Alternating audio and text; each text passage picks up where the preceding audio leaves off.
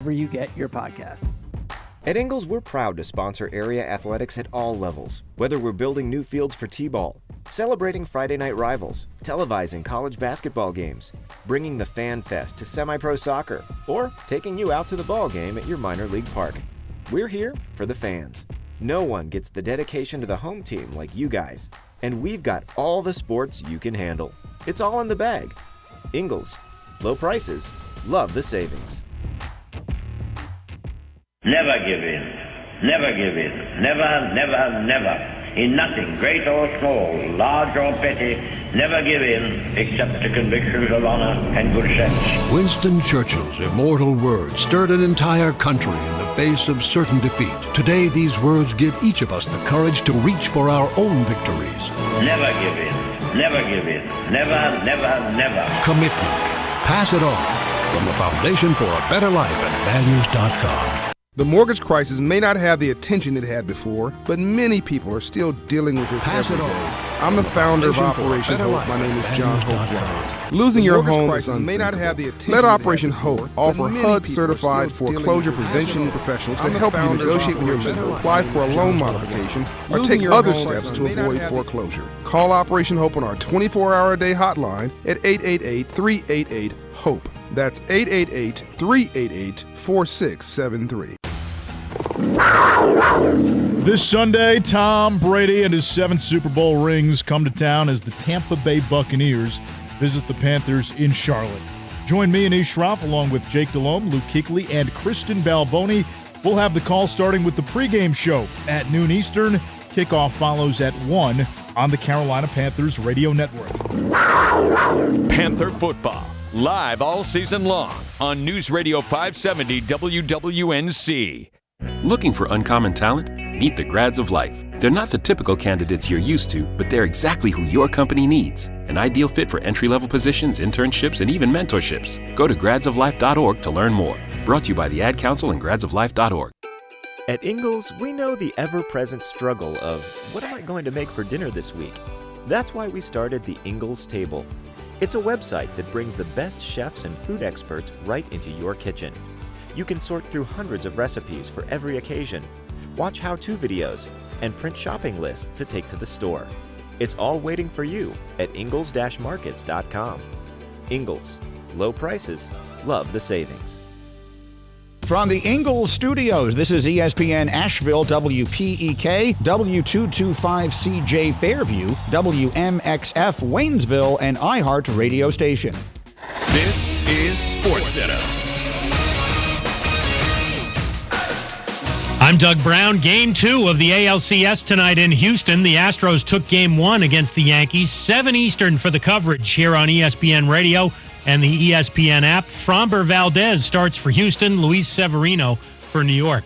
It's an off day in the NLCS. The Padres and Phillies tied at 1. Game 3 tomorrow night in Philadelphia.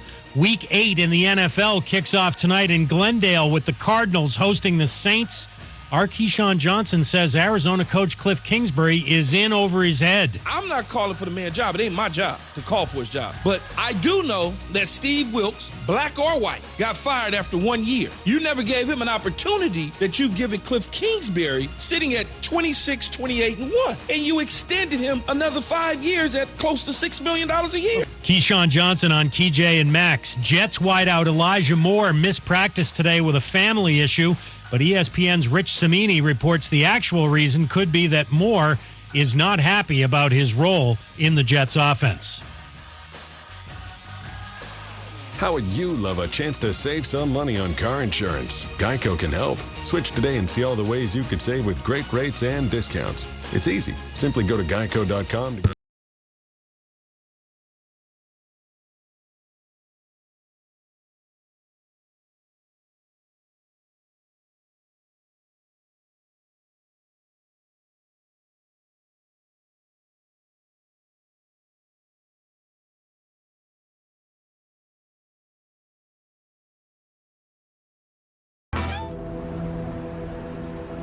in the heart of Beer City, USA. 2 men, 1 journey to create a sports show unlike any other. Unfiltered, raw, and honest.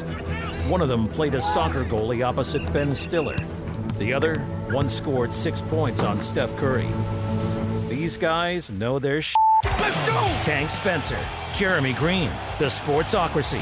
Presented by Ingles Supermarkets. Low prices, love the savings. And Fred Anderson Nissan of Asheville.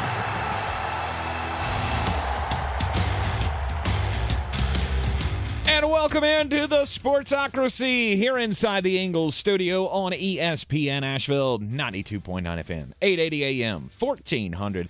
And, of course, we're heard everywhere on the iHeartRadio app, live or on demand. You can take us with you everywhere you go. You can also see us on YouTube. Just go to thesportsocracy.com, click on that live video link, subscribe to the channel. That joins you into the chat each and every day, and you'll get the live alerts whenever there is new content. Like upcoming this Saturday. Did you have a stroke in the middle of that? I think I did. Look, it's been one of those days where it's like, well, you just went full control, alt, delete 40 seconds into a show. I don't know what the next line's supposed to be. And line, words? please. Line. I need that. Coming up this Saturday when we're going to have our special live fantasy game time decision show, and then we'll play it back on Sunday morning. But we will not have a live show Sunday morning for your fantasy day because Jeremy and I will be in the car in my 2017 Rogue heading on down to Charlotte, North Carolina, as we will see the Tampa Bay Buccaneers take on the Carolina Panthers. And thank God that the beer is going to be free. Oh, yes. I think I might need it. Oh, yes. Somebody said yesterday in the comments that they just wanted to hear me say out loud that I was more nervous about Tampa facing off against the Carolina Panthers than I was against, the Patriots facing the Bears this week. Like, well, yeah. Well, I mean, you live through the first part of the season going, I got a good team. Maybe you don't. And there are a lot of fans that probably feel the same way. And so we're probably going to talk about your team coming up later on in the program. It's time for the opening drive here in the Sportsocracy. Opening drive brought to you by Fred Anderson Nissan of Asheville. You can check them out at 629 Brevard Road. That's where I got my car, my certified pre-owned vehicle from Fred Anderson Nissan. And Jeremy gets all the new stuff to play with. Last night I discovered that there is a different way to park. So I have a 360-degree parking camera on the Pathfinder that I'm currently driving. Fancy. I can't figure out how it works because it shows like above the car, and I've looked. There is no camera above this car. It also makes it very easy to park. Mm-hmm. Also discovered that if you lay the front seat back, you can lay it completely horizontal. And that's impressive for a guy your size. I listened to the first 6 minutes of an NBA game last night because I couldn't physically get out of the car. I was so tired, and I laid back and I went, I can't sit up now. Nice. So comfortable. 629 Brevard Road. Tell them we sent you. They will give you $250 extra on your trade just for saying that you're friends of ours, because they're friends of ours, and they want you to be friends of theirs. By the way, was the first 6 minutes of that game perhaps the 2023 NBA champion Denver Nuggets? No, it was the Charlotte Hornets who beat the Spurs by 411 points. They did.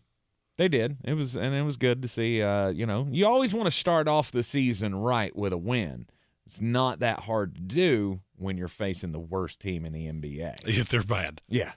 We played a fun game of can you name anybody that plays for this team, and Tank got to 2 and went, and scene. Couldn't get it. I got Jakob Poeltl and Keldon Johnson, and I had to try hard to get Keldon Johnson. Oh, no, you got 3 because you did get Zach Collins. Oh, that's right, Zach Collins as well. And then it was a fun game of, that guy's still in the NBA? Yep. I had completely forgotten about Jeremy Sochan, too. One of those guys that going into the draft, I was like, I don't see what everybody else is seeing. How did he do? Did he have a Paolo Banchero-esque type night? He did nothing that I remember, which is basically the NBA in a nutshell. If you follow the NBA green on green, though, 5-2 to start the year there you go. without actually watching a minute. Let's go, people. That's efficiency at its finest. That is what the mullet provides for you on this here program. We'll have more NBA bangers coming up for you at the end of this hour, as well as Thursday night football picks at the end of the show. We'll do the full preview of tonight's NFL showdown between the Arizona Cardinals and the New Orleans Saints. Also got a college banger for you that you're going to see it and go, that doesn't make any sense. Much as I say with the NBA, don't watch it. Don't do that to yourself. Take your wife, husband, whatever, to a lovely dinner.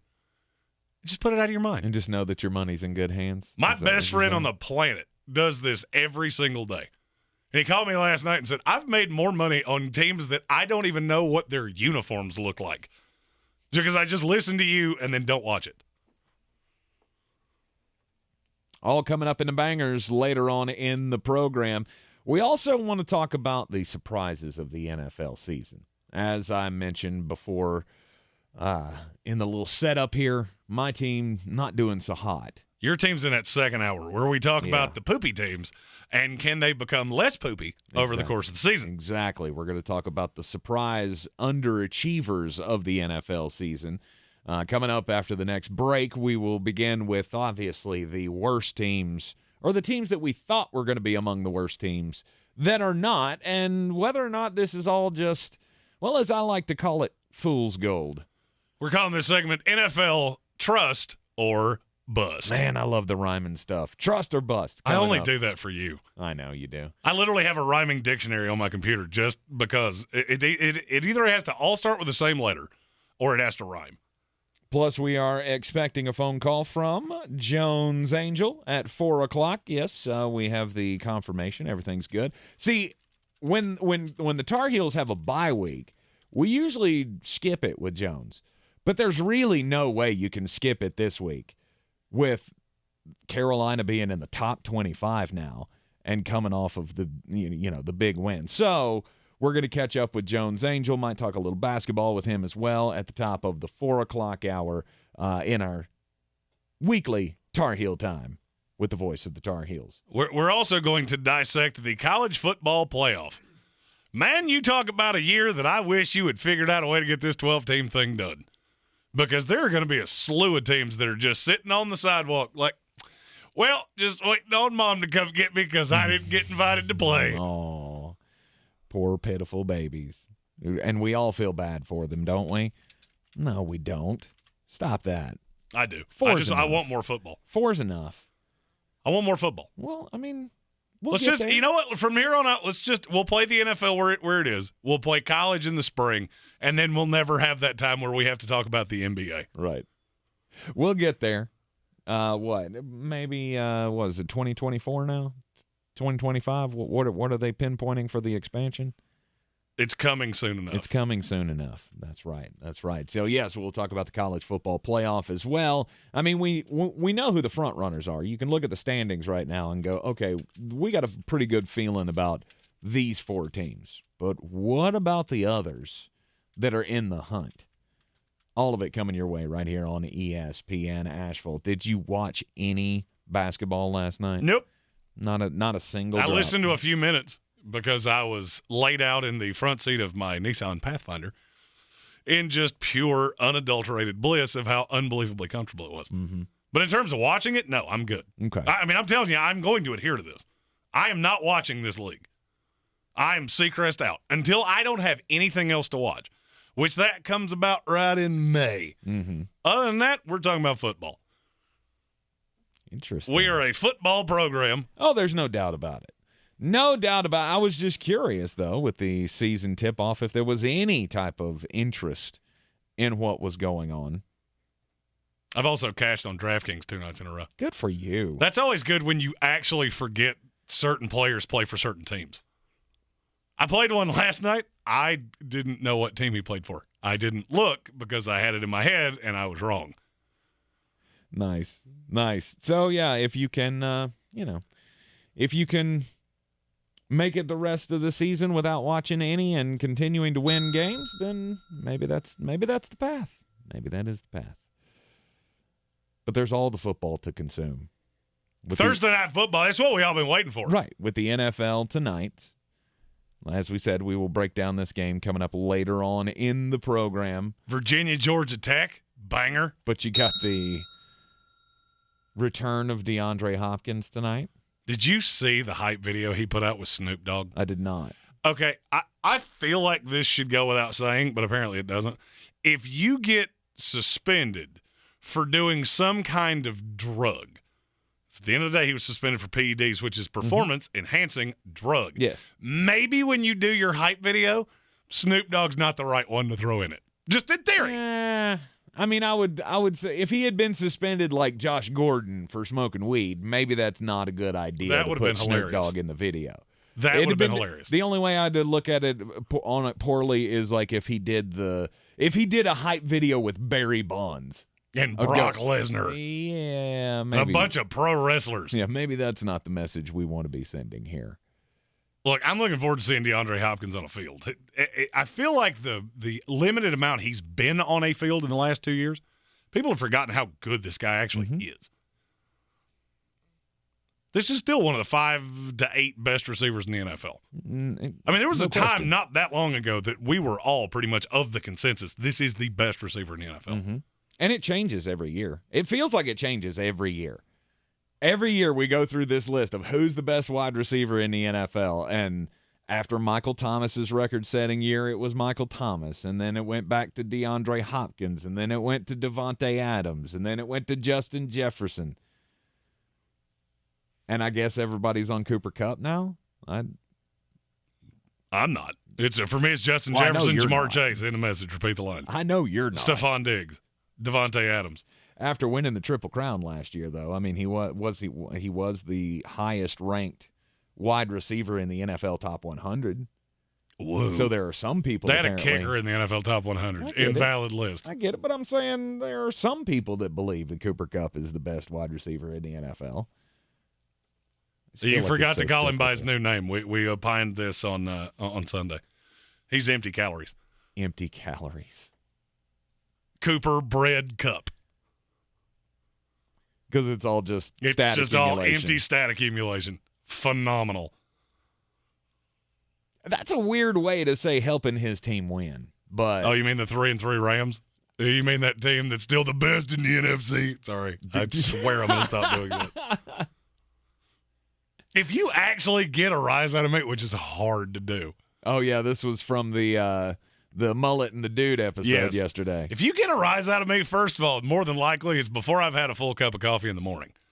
Secondly, I'm going to hold that for quite some time. You don't know what you're talking about. This is the best You need to team. inform yourself. Really. I know your linebacker's cat's name. Tell me again how you know this better than I do. And how is Mr. Whiskers doing today? Old Snuggles. Snuggles. That is the perfect name for an NFL player's favorite pet. Hi, I'm a big bad jock. This is my cat, Snuggles. This is Mr. Boots. Good Lord.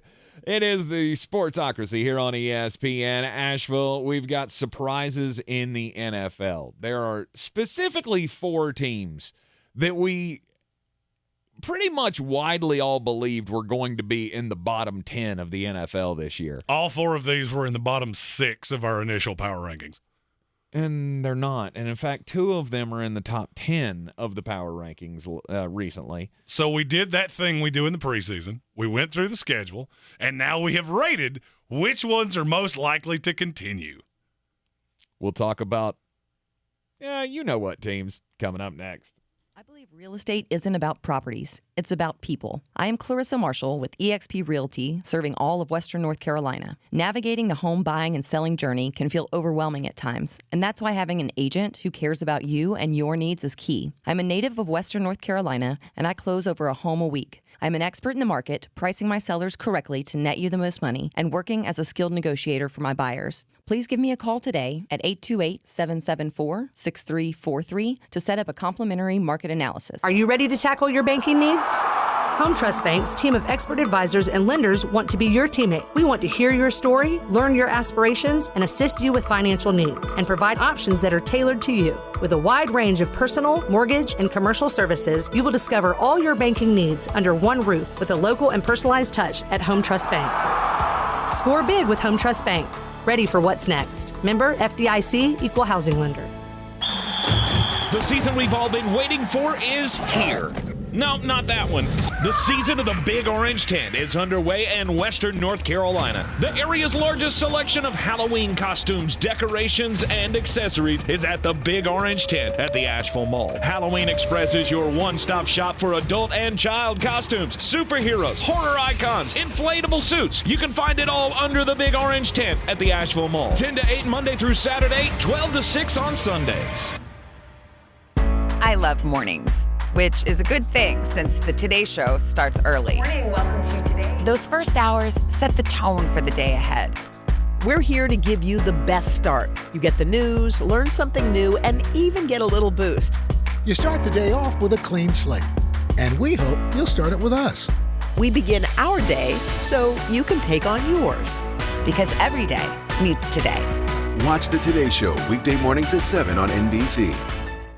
You wash your hands, you brush your teeth, but what about the nose? How do you clean your nose? With Navage. Navage uses powered suction to pull saline in one nostril, around the back of the nose, and out the other nostril, flushing out allergens, mucus, and germs. And it's why cleaning your nose, the body's air filter, is the next evolution in daily personal hygiene. People try Navage for lots of reasons. Sinusitis, colds, allergies, snoring, things that make it hard to breathe through your nose. But over time, they find that cleaning their nose makes them feel better, a lot better. Over 3 million Navage users have written more than 100,000 reviews, averaging 4.7 stars, saying, "Best product I've ever used," and "Amazing, I love my Navage." Navage helps you breathe better, sleep deeper, and snore less, but the biggest payoff is improved health. Navage is good personal hygiene and can help you stay healthier. At Walmart, Walgreens, CVS, Rite Aid, Target, and online. Navage, N-A-V-A-G-E. Clean nose, healthy life.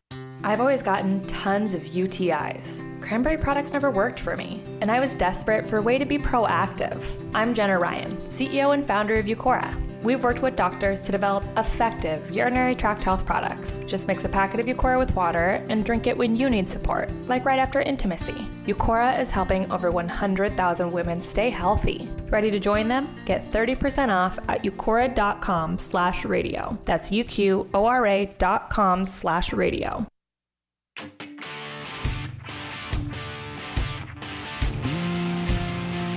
The Sportsocracy. Why are you smiling? Because I love football. This is one season where Jeremy really loves football. Jets, Jets. His Jets are 4-2. The New York Giants are 5-1. Here's something I thought about, and this had not crossed my mind until somebody pointed it out to me. There are 4 people that do shows on this network. Mm-hmm. Me, and the 4-2 New York Jets. Brian Haynes, 5-1 New England Patriots. David Smith with the 3-3 Patriots, and you with the 3-3 Buccaneers. Mm-hmm. If I had told you 6 weeks into the season your team would have the worst record of all of us, oh, I love saying that out loud. I've been waiting to say that since about 9 o'clock last night. When it dawned on me. Yeah, you're crazy. You need to be committed somewhere. But it's true. It is true. It is true. Unfortunately so, it is true. And you have the Jets and the Giants are just outperforming what we thought they could do. Now, and here's the thing. The 2 New York teams, there will be bumps in the road. The final records here are going to be pretty good. Mm-hmm. The Giants still have games with the Jaguars, Seahawks, Texans, Lions, Commanders twice. If you just win those, you go 11-6. That's nuts. You just win what I just said, and you go 11-6. It's insane. They're not to think. going anywhere. It's insane to think, but they have found something special. They've found a new coach. They have found a new culture, and they've found a scheme that basically just makes Daniel Jones not be able to lose games. Well, that's why, to me, they're the safest of the 4 that we're going to talk about in these segments. Mm-hmm. There's the Giants, the Jets, the Seahawks, and the Falcons. The Giants are the safest one to make the playoffs. How much worse can Daniel Jones be? They are asking him to do just barely north of what the Bears are asking Daniel or Justin Fields to do. Mm-hmm. Don't turn the ball over. Let us run it. Punting is much better than turning it over. And that's all you have to do. Right. Lather, rinse, repeat. Now, I will say, I don't like giving out picks on Thursday, and I don't. Game in Jacksonville is one that I'm looking at going, man, I see a lot of money on one side, and I'm not sure it's the side I want to be on. It's a possible trip up this week. Is that what you're saying? Could be. And that's why we wanted to do this today, because I could see a path that all four of the teams I just said all trip up this week. And then you'll hear this cavalcade of, oh, well, we knew they weren't for real. Right. Don't be beholden to 1 week. The New York Giants are going to win 10 games. Unless something happens to Saquon Barkley. They currently have no receivers. Mm-hmm. They have a quarterback that just went over 1,000 yards for the year, and he's played in every game. He's averaging $170 a game. Mm-hmm. But he's also completing 70% of his 67. passes. That's not that high. Geno Smith at 74. Oh, I get it. But all of these things are replicable. It's not like they've come out and done something that I don't see continuing. Nobody ever doubted Saquon Barkley's a great player. Mm-hmm. Nobody ever doubted there's talent on this defense. It's just accelerated much quicker than we thought, and we undervalued how just gruesomely awful this schedule is. Mm-hmm. Because they're going to have a showdown next week where they go up against the Seattle Seahawks, another team that we'll talk about in this little segment here. I mean, that's a win. It's a win. That's a win. It's a win. That is a win. The New York Giants are going to win 10 games at minimum. They may win more than that. And I'm going to – do you remember – you remember when I said the Giants were closer to the Cowboys than the Cowboys were to the Eagles? Yes. I said that wrong. The Giants are closer to the Eagles than the Cowboys are to the Giants. Yeah, okay. It's true. Yeah. It's true. Give it time, and you We'll will see see. what I'm talking about. We'll because, see. look, none of these teams in the NFC East play a daunting schedule. Mm-hmm. It's not like anybody's going to be able to say, well, the Giants, their schedule was so much. Okay, Dallas, let's take that mirror. Maybe we look in it and go, right. Oh, ours is not really any better than that. Easiest schedule so far this season. Mm-hmm. Who's played it? New York Giants. Or no. I know the answer to this. Okay, I don't know the answer to this. Philadelphia Eagles. That's who I wanted to say, but it didn't sound right. Season long, who plays the easiest schedule? The Philadelphia Eagles. And and the bottom of that list goes Philadelphia Eagles 32, Dallas Cowboys 31, and I mean all of the Washington Commander, they're all right there in the bottom. Easiest schedules. So, yeah, maybe it can. Maybe the Giants are the safest of this group because of the schedule. I don't know that your Jets are too far behind, though. This week is very telling. All right, and you can say that I'm a conspiracy theorist Jets fan, that I've been hurt too many times. And here's the thing. The New York Jets, I have been hurt too many times. Mm-hmm. But I'm ready to dance again. And I'm okay. I'm ready to get hurt again. I just want to dance. I just want to dance. And this week in Denver, this screams to me, uh-oh. This is There's nothing. I've done this for too long. Yeah, I get it. But, I mean, you said that about the Dolphins game, and you said that about the Packers game. Well, in fairness, in the Dolphins game, quarterback got hurt on the first play of the game. His first drop back, now you're on the third-string quarterback. Now, I've said I think we'd have beat him with Teddy. I think we'd have beat him with Tua. Yes. None of that mattered. Yes. Last week was the ride high. In the last 8 years, the Jets have had a win like that 2 other times. You know what they both had in common? They lost. They got shellacked the next week. Right. So Robert Saleh, if you want to prove, the Gary V, receipts, we're keeping receipts. If you want to prove that, you better dog walk Denver this week because you have no reason to lose. They have no reason not to dog walk Denver. Denver can't score. No. Denver can't generate any offense. If they're able to somehow beat you, then yeah, you should lose the rest of your games Because to me, that's one of the worst teams in the NFL. They're not quite Chicago Bears, Houston Texans bad, but I don't think they're far off. This is a trap game for a young team. And I have a great track record of picking these. Mm-hmm. But now if you win this game, you should be 8-3. There's really no excuse for you not to be, because New England's not even close to you in terms of sheer talent. Right. They're coached very well. They take away the one thing you want to do. I don't think they can stop you. In terms of Breece Hall, Michael Carter, I don't think they can stop you. And then you get into the backside of that schedule, you think the Giants is bad? They go Lions, Jaguars, Seahawks, Dolphins, who may have nothing to play for by that time. Mm-hmm. You could cap this season with 4 wins. Absolutely. You got the Bears thrown in there as well, before you get a tough that's Thanksgiving week. I can't wait for that. Sit around with my my moist wake maker Thanksgiving sandwich. The moist maker. I learned that from friends. It's delicious. You should try it. Mm-hmm. Watch Justin Fields just be horrendous against this Jets pass rush. Right. I think you'll probably split with the Patriots. I think the Patriots will get you. I don't. I really that's the jettiest way for the. Well, I shouldn't say that, because the jettiest way for this to go is that you'll lose the next 4. I talked to a lot of guys around the New York Jets. They've had New England circled for 1 calendar year. Sure.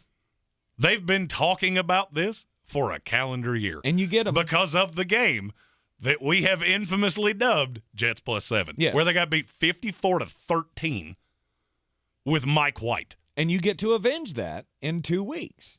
You get to avenge that after the Bronco game. At home on your own turf. And then you go Bills, which, if that game's competitive, I'll think much more differently about your team if you can keep that competitive with the Buffalo Bills.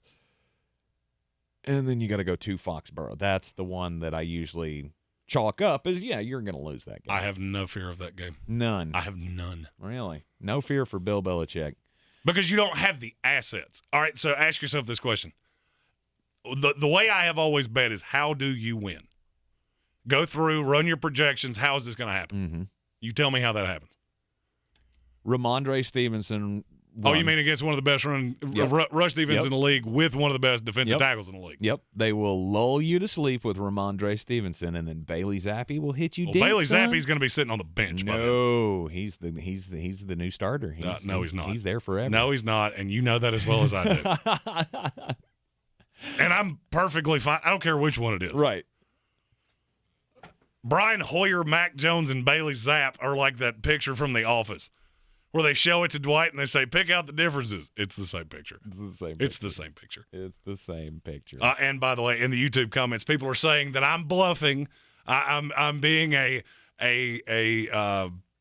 superstitious Jet fan, and I know we're going to win by 2 touchdowns. No, I don't. Trust me, this is not an act. This is not me saying, oh, spicy, spicy. I'm going to use the Scott Van Pelt line. Look at the line. Explain it. Vegas has goal fixtures for a reason. Why are the Denver Broncos a 1-point favorite here? Because when you say it out loud, it sounds really stupid. 100%. You know what that tends to lead to? Because we say that with a line every week. And we're almost always on the wrong side. Yeah. Tomorrow, beat the Chief. You'll see what side I'm on. And you'll see that I'm not bluffing. It's inexplicable, and somebody's going to have to split it to me, because I can't wrap my head around how Denver has been this bad all year long, and then they're going to go up against one of the hottest teams in the NFL. Bill Buttigieg, one of our resident Patriots fans, said, Beard, they can circle us till the marker goes out, but you're not beating Bailey Zapp. We don't have to beat Bailey Zapp. Bailey Zapp's going to be sitting on the sideline with a clipboard in his hand going, hey, why right, Spider 2 banana. Once Mac Jones comes back in, and they'll throw Mac Jones back in there, and they'll go, oh, we can't generate any offense without the man, the myth, the legend, Bailey Zappi. Okay, so I've been asked this a lot. Take me down this rabbit hole. When exactly are you planning on doing that? Because New England plays Chicago this week, and it's going to be with Mac Jones. So you're going to be just fine there. Can't generate anything against the Jets and the Colts and the Jets again. When exactly are you going, yeah, Bailey Zapp? because there's no going back. You can't bench the first-round pick and then go, we were fooling. No, you had a fun run with him. He's it's obviously a good backup. Now, wait a minute. Are you saying that Bailey Zappi is this year's Mike White? Oh, 100%. That's exactly what I'm saying. I don't know who Bailey Zappi is. I know who Bailey Zapp is. Yeah, Bailey Zapp is this year's Mike White. That's perfect. I'm glad you said it that way. It's time to get just a bit outside. Boy, you must be outside your mind. The Sportsocracy. Just a bit outside. He tried the corner and missed. All right, we don't normally talk basketball on this show because we know you don't really care all that much about the NBA, especially on opening night of the NBA. But I do feel like I need to take a little time out today to talk about the biggest NBA draft bust in the last 10 years. Anthony Bennett. No, not even close. I mean, did you see the grossness that he put on the floor last night? Oh, you got to tell me who he is. Zion Williamson. Oh, good Lord. No, I'm just kidding. It's not him. Ben Simmons. Ben Simmons made his debut last night for the Brooklyn. By the way, shout out to Zion Williamson for putting on a show. He dogged. 100%. He dogged. 100%. I mean, I did say he was in that bus territory, and I knew I'd get you going with that. But, I mean, come on. The guy comes back from taking a year off and goes, 29-6 and drug the Brooklyn Nets down the sidewalk. Oh yeah, 4 steals, just absolutely showed out last night in New Orleans win over the Brooklyn Nets. But it was Ben Simmons making his return after a year, and he played 23 minutes, and he shot the ball 3 times. Hey, weird. He still can't shoot. He scored 4 points. He had 5 rebounds. 5 assists, 3 turnovers. And he was out. 0 for 2 from the free throw line, and he missed the last 9 minutes of the game because he fouled out. Mm-hmm. We tried to tell you. that this is not going to go well. And you love the excuses after you've had. So this is what he said after the game. After you've had surgery and you've sat out and been away from the game for so long. Sometimes your mind tells you want to try something, and your body just doesn't want to let you do it. So what you're saying is that his mind is telling him yes, but his body is telling him no. It's just telling him no. I don't see nothing wrong with sitting on the bench. He was so awful last night, and it's probably not going to get much better as the Brooklyn Nets drop the opener to the New Orleans Pelicans 130-108. And I'm just throwing this out there. Them Pelicans are pretty good. They are. Somebody else is pretty good. Pop star Shakira. Yep. All kinds of just hits everywhere, and her hips don't lie. Well, something I didn't know, she was married to a guy that played for FC Barcelona. His last name is Peak, and I think it's Gerald Peak. Was it Caleb Peak? No, it's not Caleb Peak, who apparently a lot of people think was calling the Appalachian State game last night. Right. She was married to a guy named Gerald Peak. Maybe I'm saying it right. Maybe I'm saying it wrong. I don't know. There's little accents, and I don't know what any of that means. That's how it's spelled. He plays for FC Barcelona. Well, you know how in soccer they have sponsors on the kits, as they call them? Mm-hmm. Well, one of the sponsors for FC Barcelona is Spotify, the music provider. Yeah. Well, apparently in their deal, they have this clause that says if there is an artist that's putting out a new album, they have the right to put that artist's logo in place of the Spotify logo. I like where this is going. It's exactly going where you think it is. Coming up this weekend, or in the next FC Barcelona game, whenever that is, Shakira's logo is going to be on the FC Barcelona kit, and former Shakira is going to have to wear it. And for me, that is a level of hilarious that I cannot wrap my brain around. I mean, can I not opt out, Coach? Can you not give me someone else to wear on my jersey? I just want to look. I love Shakira. I always have. Tax evasion notwithstanding. I just want it to be known. I want somebody to confirm to me that she played a hand in this. Oh yeah, by the way, this is a perfect time to let's throw my logo on that. Because that is some Richard Petty kind of stuff that I would do. So it's just going to be the Shakira logo. And her name. They're both there. And she's got this weird-ass thing that's like her logo. And then her name is underneath it. And he is going to have to go to work and put on his ex-wife's name on his uniform. Well, hopefully this is one of those, amicable split kind of things. Like, he's just like, Nope, allegedly he cheated on her. Oh, of wonderful. Which I need. Listen here, Mr. Peak or whatever your name is. I need you to sit down and write an essay about what you've done and really think about it, because you're going to regret that for quite some time. It's like the great saying goes, payback. It's a Jamel Hill.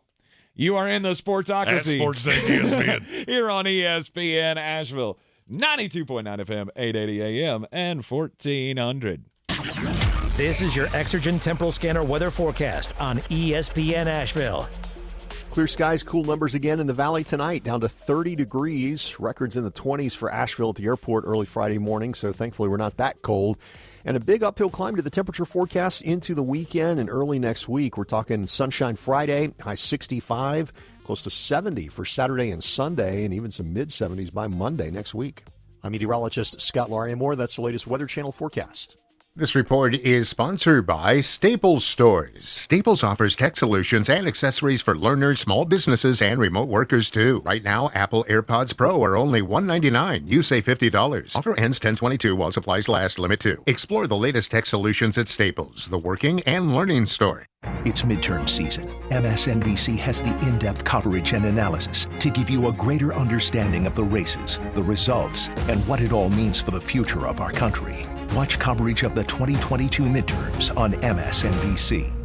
The United States Constitution says you have a right to keep and bear arms. That's a quote. It's plain English. But Sherry Beasley opposes your right to self-defense. Beasley was a liberal activist judge. She supports banning firearms and magazines that are owned by tens of millions of law-abiding Americans. Beasley wants to criminalize the private transfer of firearms. That means trading or even loaning guns to your own extended family would require government permission every time. That's how Beasley got endorsed by radical gun control groups.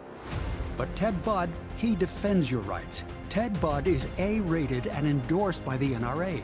Ted Budd knows North Carolina gun owners because he is a North Carolina gun owner, firearms dealer, and instructor.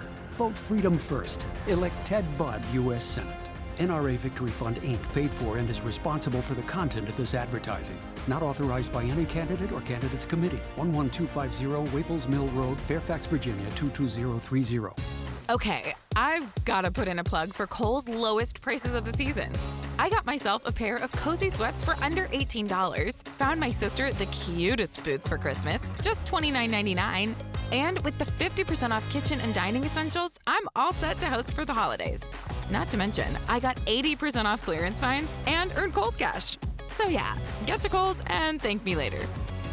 Select styles ends October 23rd. Some exclusions apply. See store or Kohls.com for details. For more information about contests on the station, log on to ESPNAVL.com. Everyone's heard about the housing market and this being the best time to sell a house in years. But the same thing applies to cars. Whether you're looking to buy a car, trade in, or sell that car in the driveway collecting dust, Fred Anderson Nissan of Asheville wants to buy your car. They have 2 on-site managers that work with Kelly Blue Book to give you top dollar for your vehicle. You can even have your car appraised instantly at AndersonNissan.com. Stop in and visit them today at 629 Brevard Road in Asheville or call them at 828-365-1663. Ahoy, matey! At Ingles, our extensive seafood department offers a huge variety. From your local catch to flavors from around the world. Wild sashimi tuna, Charleston crab cakes, mountains of shrimp, bourbon salmon, wild mahi-mahi with mango salsa. It's enough to make any salty sea captain ready to set a course for the bounteous treasure of the Ingles Seafood Department. It's all in the bag. Ingles. Low prices, love the savings.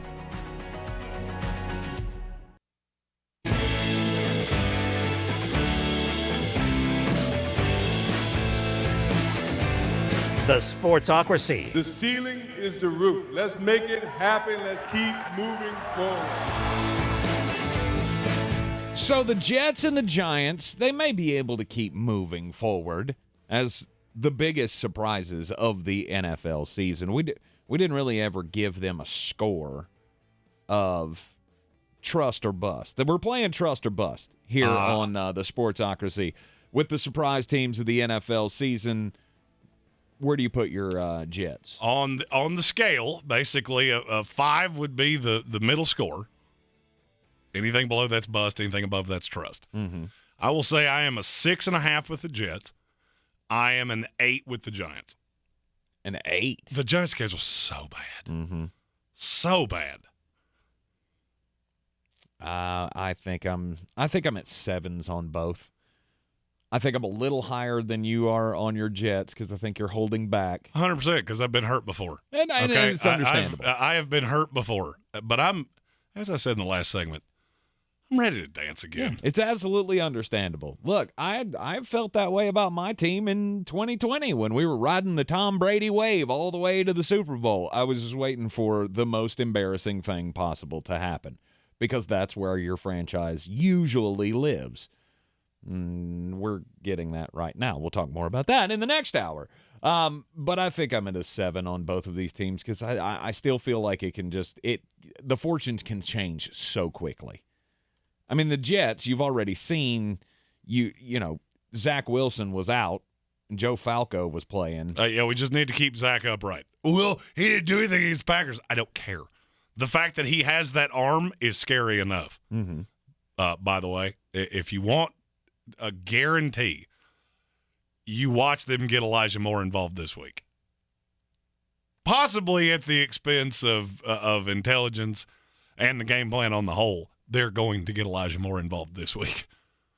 Any chance that's because there was a report earlier today that he wasn't practicing and that it could be an emotional thing, like he's upset with the team. Any chance that they try to trade him? Oh God, no. Is it that bad? No. He's a playmaker that wants to be involved. That's not shocking, but you also have to look around and go, you threw for 99 net yards. How involved did you expect to be? Right. There will be time. Give it time. And the Giants, I feel like, are so thin that at any moment it can change. It all hinges on Saquon. Mm-hmm. With Saquon, they're a playoff team. Without him, they could crash into the rocks. Yeah, we don't predict injuries here, but I think it's just you're working on a very, very small margin with the Giants. This is a better team than I thought. Now, the Falcons are 3-3, and I don't really know how to explain it. I do. I know exactly how to explain it. And I heard Greg Cosell explain this earlier today. Okay. They play in a way that virtually no one else does. They never go 3 wides. This is a team that plays old school smash mouth, and I don't really like using that term, football, with a twist. Because part of the smash mouth is their quarterback. Mm-hmm. So you're lining up against an offense that you don't see that often. You only get 4 days really to prepare for a team. And they come in here running 2 wides, and they've got this 6'5" tight end that runs a 4.4 40, and they're so hard to game plan for. It's not that they're so good. This is the Paul Johnson theory. You remember when Paul Johnson was at Georgia Tech, and seemingly good teams would either lose to or struggle to them constantly? Yeah, that triple option was something you never prepared for. And this is a small-scale version of that. You're not dealing with the 3 wides, and we can throw the nickel scheme out there and get the pass rush going. They're crushing teams that are trying to do that. Mm-hmm. San Francisco tried to do that. And they didn't have a Bosa that could get home, and they just absolutely picked them apart. Now, looking at the schedule, you got 2 games with the Panthers, 1 with the Bears, 1 with the Commanders, 1 with the Steelers. That's 5. I don't see another win on that schedule. Just being as honest as I can, I do not see another win on that schedule. Cardinals? At home? With what I just said, the Cardinals are differently able to stop them because you can't take advantage of the one thing that they really do poorly, which is play in the back half. They have all these fast linebackers that can deal with Marcus Mariota. That's the nightmare scenario for them. Okay. I'll be honest with you, the Panthers are not real high on their list of teams we could play against. You play against a team that's got linebackers that can fly all over the field, mm-hmm. and San Francisco has that. They just never adjusted. They were down 14-0. Then you get off the rails on the offense and things, and next thing you know, you're 28-14 on the road. Right. So for the Falcons, I'm going to say I'm a 4.5. I really like what Arthur Smith is doing. The talent deficiency is going to get you at some point. Yeah. The Atlanta Falcons so far this year have beaten the Seahawks, the Browns, and the 49ers. The 49ers obviously being the outlier there that's the one team that's elite that they have beaten. Within the 3 games that they've lost by a combined 11 points. It's not like they're getting blown out or handled by anybody. Oh, yeah. They're a difficult team to deal with. The problem lies with when. All right, I'll give you an example. So this week they play the Cincinnati Bengals. Mm-hmm. It's in Cincinnati. Mm-hmm. How exactly do you think you're going to deal with Jamar Chase and T. Higgins?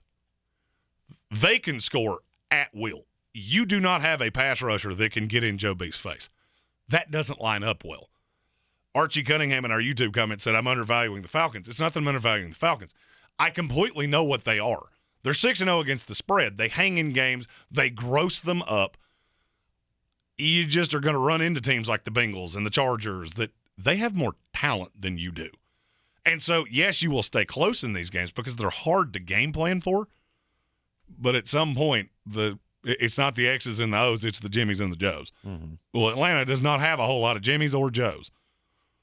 I do like the scheme. And this is the government mandated. I have to say this every time we talk about the Atlanta Falcons. They have the most salary cap space in the NFL next year. And Atlanta's not a bad place for a destination for an NFL. Nope. For an NFL player. They got a lot of great alluring culture down in Atlanta for some young athletes. So maybe they have found the guy. Maybe Arthur Smith actually is, and not that we ever doubted that he was going to be that guy, but I didn't think he could take this team and make them this relevant this quickly. And they are relevant. Especially after finding out that you weren't going to have Calvin Ridley. And they are relevant. Yeah, they're just absolutely. they're an 8-9 relevant to me. If you catch another win that you're not supposed to, you could be 9-8. Now you're contending for a playoff berth. I just don't really believe it. And I think once teams figure out, I mean, I'll put it this way. If I figured it out, NFL defensive coordinators are going to figure it out in short order. Absolutely. There's a reason we don't play this way anymore. Mm-hmm. There's a reason that the modus operandi of the NFL right now is we go 3 wide, we stretch you out. Because that's the most advantageous way to score. And as time goes on, it's going to get easier and easier and easier as you see teams that figure out how to do it. And I feel like that's kind of where we've been every year with the Arizona Cardinals. They're just the first team that popped into my mind of, I mean, do you not find it weird that early in the season they're so damn good and then later in the season they just completely collapse? Because it becomes easy to figure out. Scheme. Yeah, everybody recognizes the scheme, and then you catch on. And so the Atlanta Falcons, I feel like that, it's a bit of fool's gold, and I'd probably put their Buster Trust rating at 4.5. That's where I had them. Our resident Canadan, Mr. Armchair Commentary, said scoring's down as a whole this season by a full touchdown. That's very advantageous for the Falcons because when you can play this way, the way that the league is going is playing right into what you're doing. We got NBA bangers coming up from Jeremy Greene right after the break, and then we'll close out the hour talking about the Seattle Sea Chickens. When I finally drove the old car into the grave, I knew there was only one place I was going to go. Fred Anderson Nissan of Asheville, home of the family plan. And yes, they treat you like family. I went in, told them what I was looking for, told them my budget, and in no time, I was signing the paperwork on my certified pre-owned vehicle. They have the area's largest selection on quality pre-owned vehicles and certified Nissans. They go through a 167-point inspection, so you know it's not going to let you down. They gave me the Carfax report, so I know the history of my vehicle. And the Fred Anderson family plan gives me things like oil changes and car washes and loaner cars if I have to have major work done on the car in the future. For me, buying a car has always been an intimidating thought. But the folks at Fred Anderson Nissan of Asheville made it super easy. Don't be like me. Don't wait till the last minute to get a deal done. Go to AndersonNissan.com or stop by the showroom at 629 Brevard Road. And don't forget to mention we sent you from the Sportsocracy and get a $250 bonus on your trade-in at Fred Anderson Nissan of Asheville. The season we've all been waiting for is here. No, not that one. The season of the Big Orange Tent is underway in Western North Carolina. The area's largest selection of Halloween costumes, decorations, and accessories is at the Big Orange Tent at the Asheville Mall. Halloween Express is your one-stop shop for adult and child costumes, superheroes, horror icons, inflatable suits. You can find it all under the Big Orange Tent at the Asheville Mall. 10 to 8 Monday through Saturday, 12 to 6 on Sundays. Since man created roads, they've been looking for ways to get off-road and vehicles to take them there. That's where Outlaw Off-Road comes in. A premier off-road center for Jeeps, trucks, and SUVs with a complete lineup of off-road and overland services, including maintenance and repair to make your vehicle all that it can be. Check out their location right here in Western North Carolina at 85 Avery Creek Road. Call them today at 828-974-8480 or visit them on the web at theoutlawoffroad.com.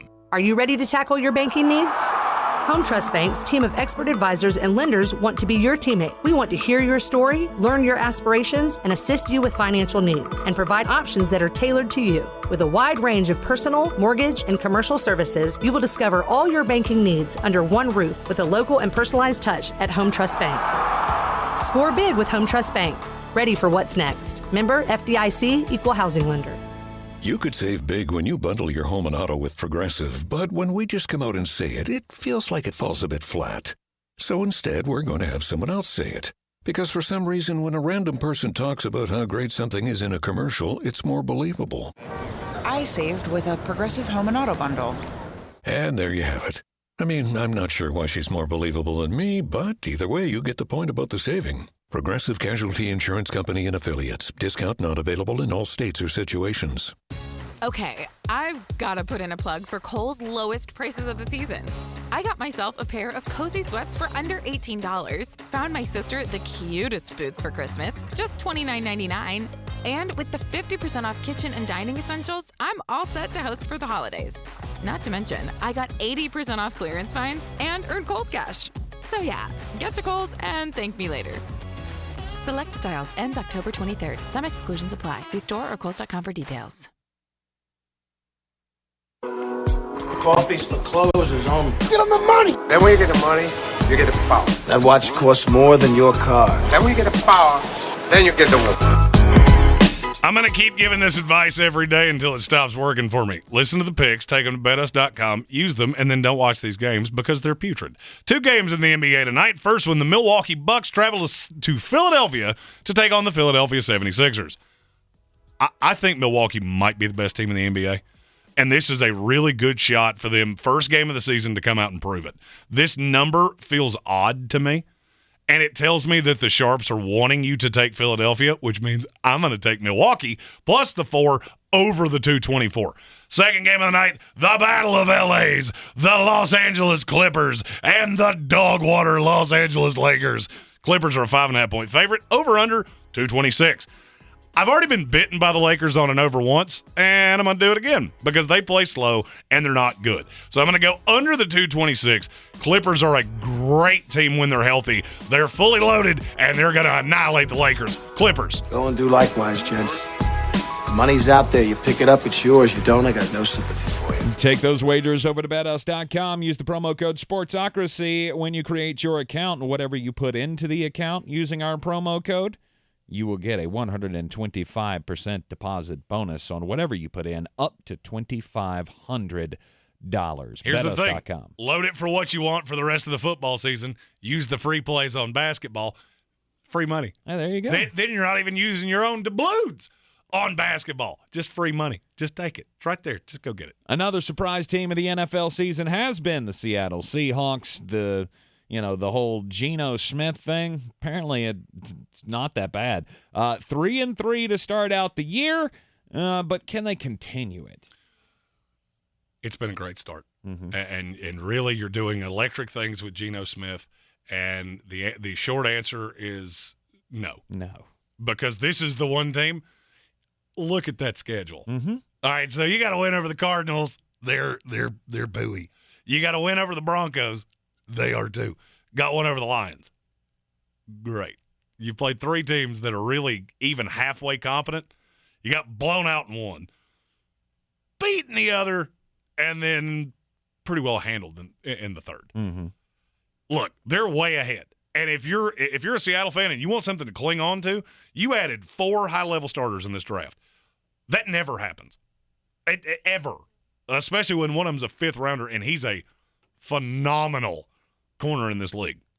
I think somebody might have said it a bunch of times and called an idiot for it, but not keeping receipts. It's a Gary V thing. You got your bookend tackles for the future. Now you need in the long term, you need a quarterback. Mm-hmm. All right, the Geno Smith thing, it's cute. He can use his feet. He is mobile enough to keep you off balance, and they have 2 good receivers. At some point, talent's going to win out because defensively, you're not very good. You don't get after the quarterback routinely against good offensive lines. Still have games left with the Chargers, the Giants, the Bucks, the Raiders, Rams, 49ers, Chiefs, Jets, and Rams again. That's 9 losses unless you grab a win that you're not supposed to. Mm-hmm. And where does that put you? At 5-12. Yep. And in all honesty, that's where they want to be. Seattle wanted to come out of this season with 2 top 10 picks because they knew what Denver was getting in Russell Wilson. You hit 2 more first-round picks, and now you're a team to be terrified of for the long haul. Because the Rams are going to age like a dairy product. The Cardinals are getting ready to have a new coach. And the 49ers, yes, they're talented. 2 years in, we still don't know if they have a quarterback or not. Mm-hmm. Well, we're playing the fun game, Trust or Bust. Their Trust or Bust rating, for me, it's a 3.5. And I'm going to give them that hook. I'm going to give them that 0.5 point because they've already done more than I expected they would. Absolutely. They're far ahead of where we thought they would be. It's just at some point you're going to come up against realistic, legitimate contenders, and they out-talent you when they're on offense. Then the onus goes on Geno Smith. You can't just bleed out with Kenny Walker. Now you have to throw. The onus is on Geno Smith, and that's where you'll start seeing the interceptions. Coming from a Jets fan, trust me, I've seen it. Stick with us here in the Sportsocracy. Coming up after the Sports Center update, we'll touch base with Jones Angell, the voice of the North Carolina Tar Heels, for Tar Heel Time. This is your Exergen Temporal Scanner weather forecast on ESPN Asheville.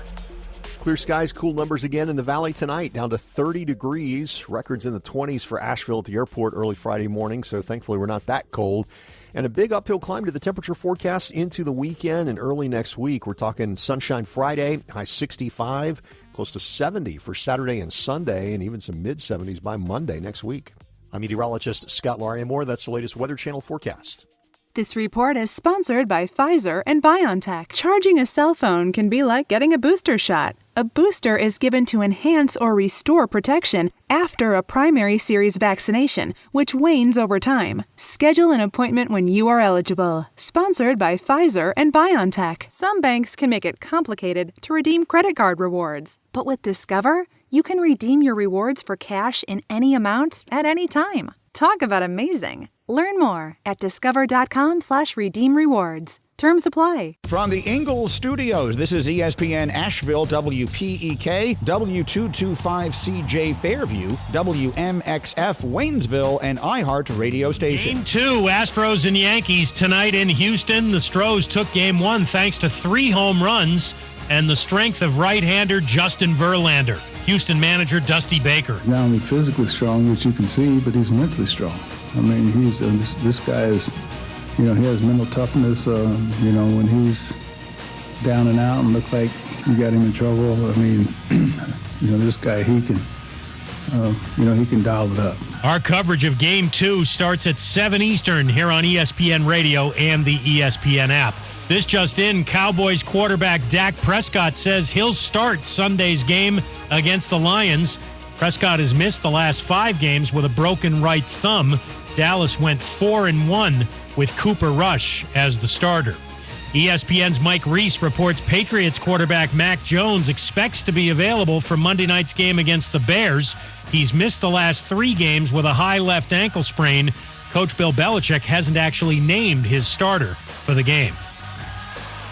Think O'Reilly Auto Parts for all of your car care needs. We're close, convenient, and known for our guaranteed everyday low prices and excellent customer service from professional parts people you can trust. Stop by your local O'Reilly Auto Parts today. O'Reilly Auto Parts. Better prices, every day. Now, your chance to win $1,000. Just enter this nationwide keyword on our website. Dollar. That's dollar. Enter it now. Log on now to ESPNAVL.com. And good luck from ESPN Asheville. He's a degenerate gambler. You are a smelly pirate hooker. And he's cheaper than oxygen. He's useless. But somehow, they make it work. Jeremy Greene, Tank Spencer. There's no holding back in the Sportsocracy. Presented by Ingles Supermarkets and Fred Anderson Nissan of Asheville. And welcome back into the Sportsocracy here on ESPN Asheville, 92.9 FM, 880 AM, and 1400. The Sportsocracy heard everywhere around the world on the iHeartRadio app, live or on demand. Take us with you everywhere you go for absolutely free. It costs you nothing to have iHeartRadio on your phone. $0 I use it all day, every day. Exactly. Except in my new Nissan, which has Sirius XM, which I haven't had that in many years, and now I'm discovering, there are just a slew of things there at the touch of my finger. I also love the love the feature in my new car from Fred Anderson Nissan of Asheville, which has the Bluetooth capability. So I have yet to try that. So I can hook my phone to the speaker in my car. And see, that's how I have been listening to the early part of the Fantasy Game Time Decision Show on my way here. I'm driving in, listening to the YouTube show on my car speakers. It's awesome. I love it. I love new technology. I haven't gotten that far yet. I found a new true crime thing on XM. Oh. My last car had a tape deck. So, yeah, I'm having fun with this Bluetooth XM. I'm actually shocked technology. Your last car had a tape deck. I thought it had a hole in the floor that you had to power it like Fred Flintstone. It wasn't that old. Just because you were in high school when it was made doesn't mean anything. I don't think I was in high school when it was made. What year did you graduate? 2005. Okay, so you were a sophomore when my car came. My other car came out. I think he's undervaluing that. It was actually produced the year before that. You are in the Sportsocracy here on ESPN Asheville. We'll touch base with Jones Angel here shortly on the program. Yeah, I just got a text message. He's calling in just a second, so he's running a little bit behind. But as you do, I mean, it happens. It happens to the best of us. So whenever he joins us, we will throw him right into the conversation here. But man, the Tar Heels got a big win this past weekend in the big battle for the victory bell, 38-35 over the Duke Blue Devils, and ranked in the top 25. And this time we earned it. See, this time it's different to me because last year we were preseason top 10, and it built all that expectation. And then what happened immediately? You come out, you lay an egg against Virginia Tech. The offensive line was awful. Sam Howell couldn't do much. And there you go. This year they've earned it. Absolutely. The offense is dynamic. Drake May is showing that you're in good hands for many years going forward. Yeah, you just got to get that. You just got to get that defense to catch up, and I think it's going to in time. I'm seeing improvements, and you've definitely earned that top 25 ranking. Absolutely, the North Carolina Tar Heels football team ranked number 22 in the country this year, or this week, I guess I should say, in the AP poll. We're not ranked the week before.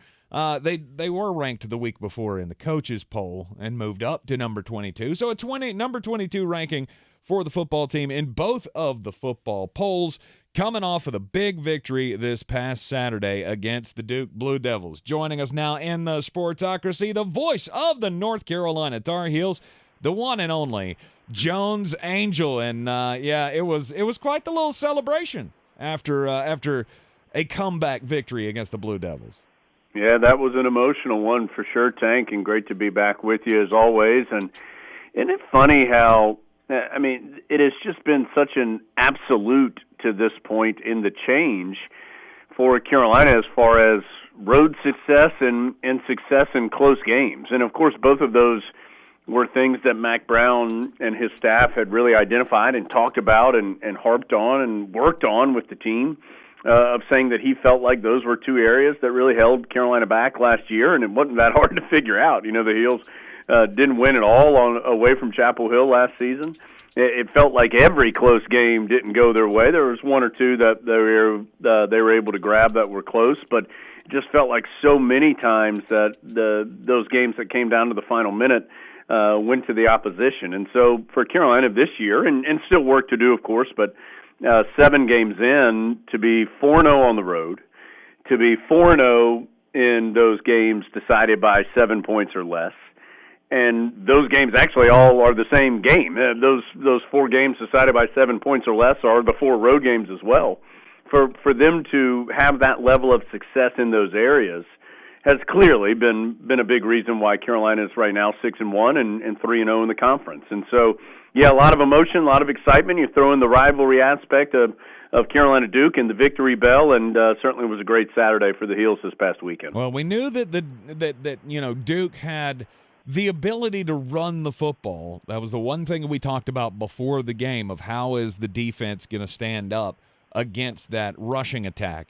And I mean, they got gashed. Let's be honest. They got gashed. 7 yards per carry for the Duke Blue Devils in that game. But it's like I've been saying all year long. That's, the defense is out there. They're giving it their best shot. But that offense, you can never count them out. And one of my favorite things to look at, just a guilty pleasure of mine, is on ESPN, where they have the win probability graph. And you always love it when your bitter rival team goes from a 96% chance to win to 0.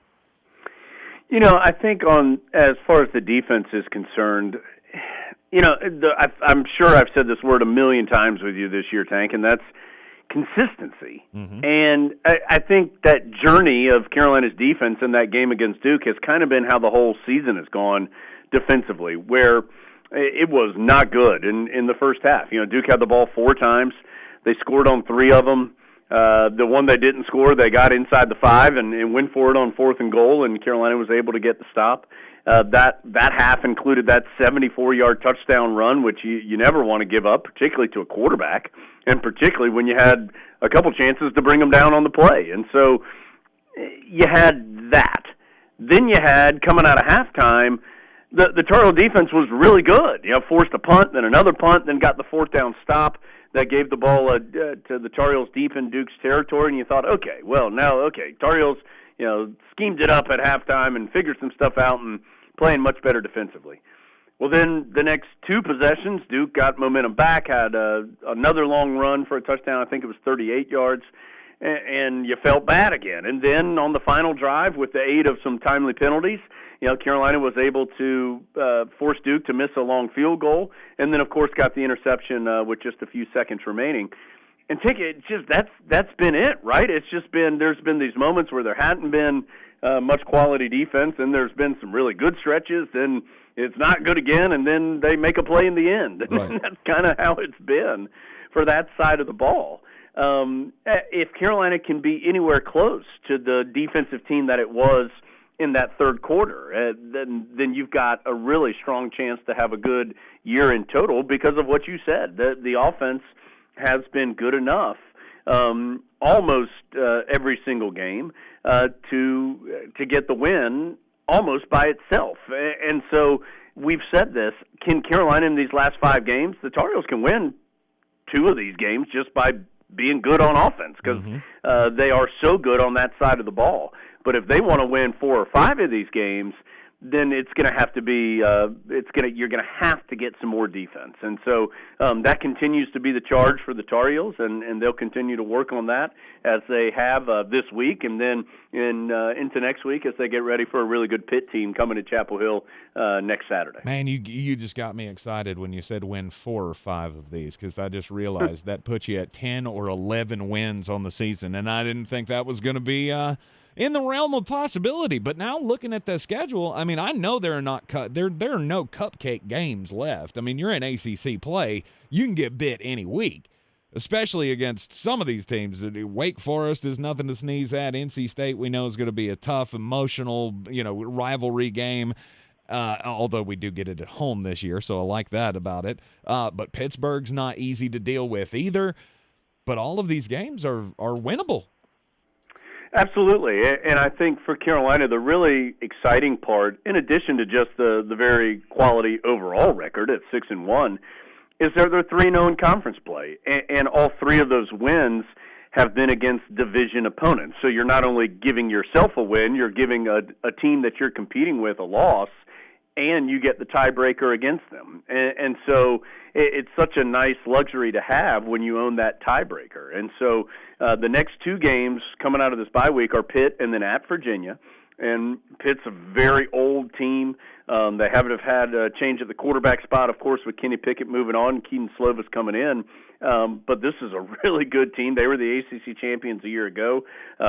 Huge division matchup with them. And then Virginia's not having a very good year up to this point. And yet Charlottesville is always a difficult place for the Tar Heels to go. Cavaliers play tonight, in fact, against Georgia Tech. And so, they'll try to get their momentum moving in the right direction. But those are two huge games of division opponents to try to create some real serious separation in the Coastal Division, because at this moment, everybody else in the division has at least one loss. One of those teams is Miami, that Carolina owns the tiebreaker against.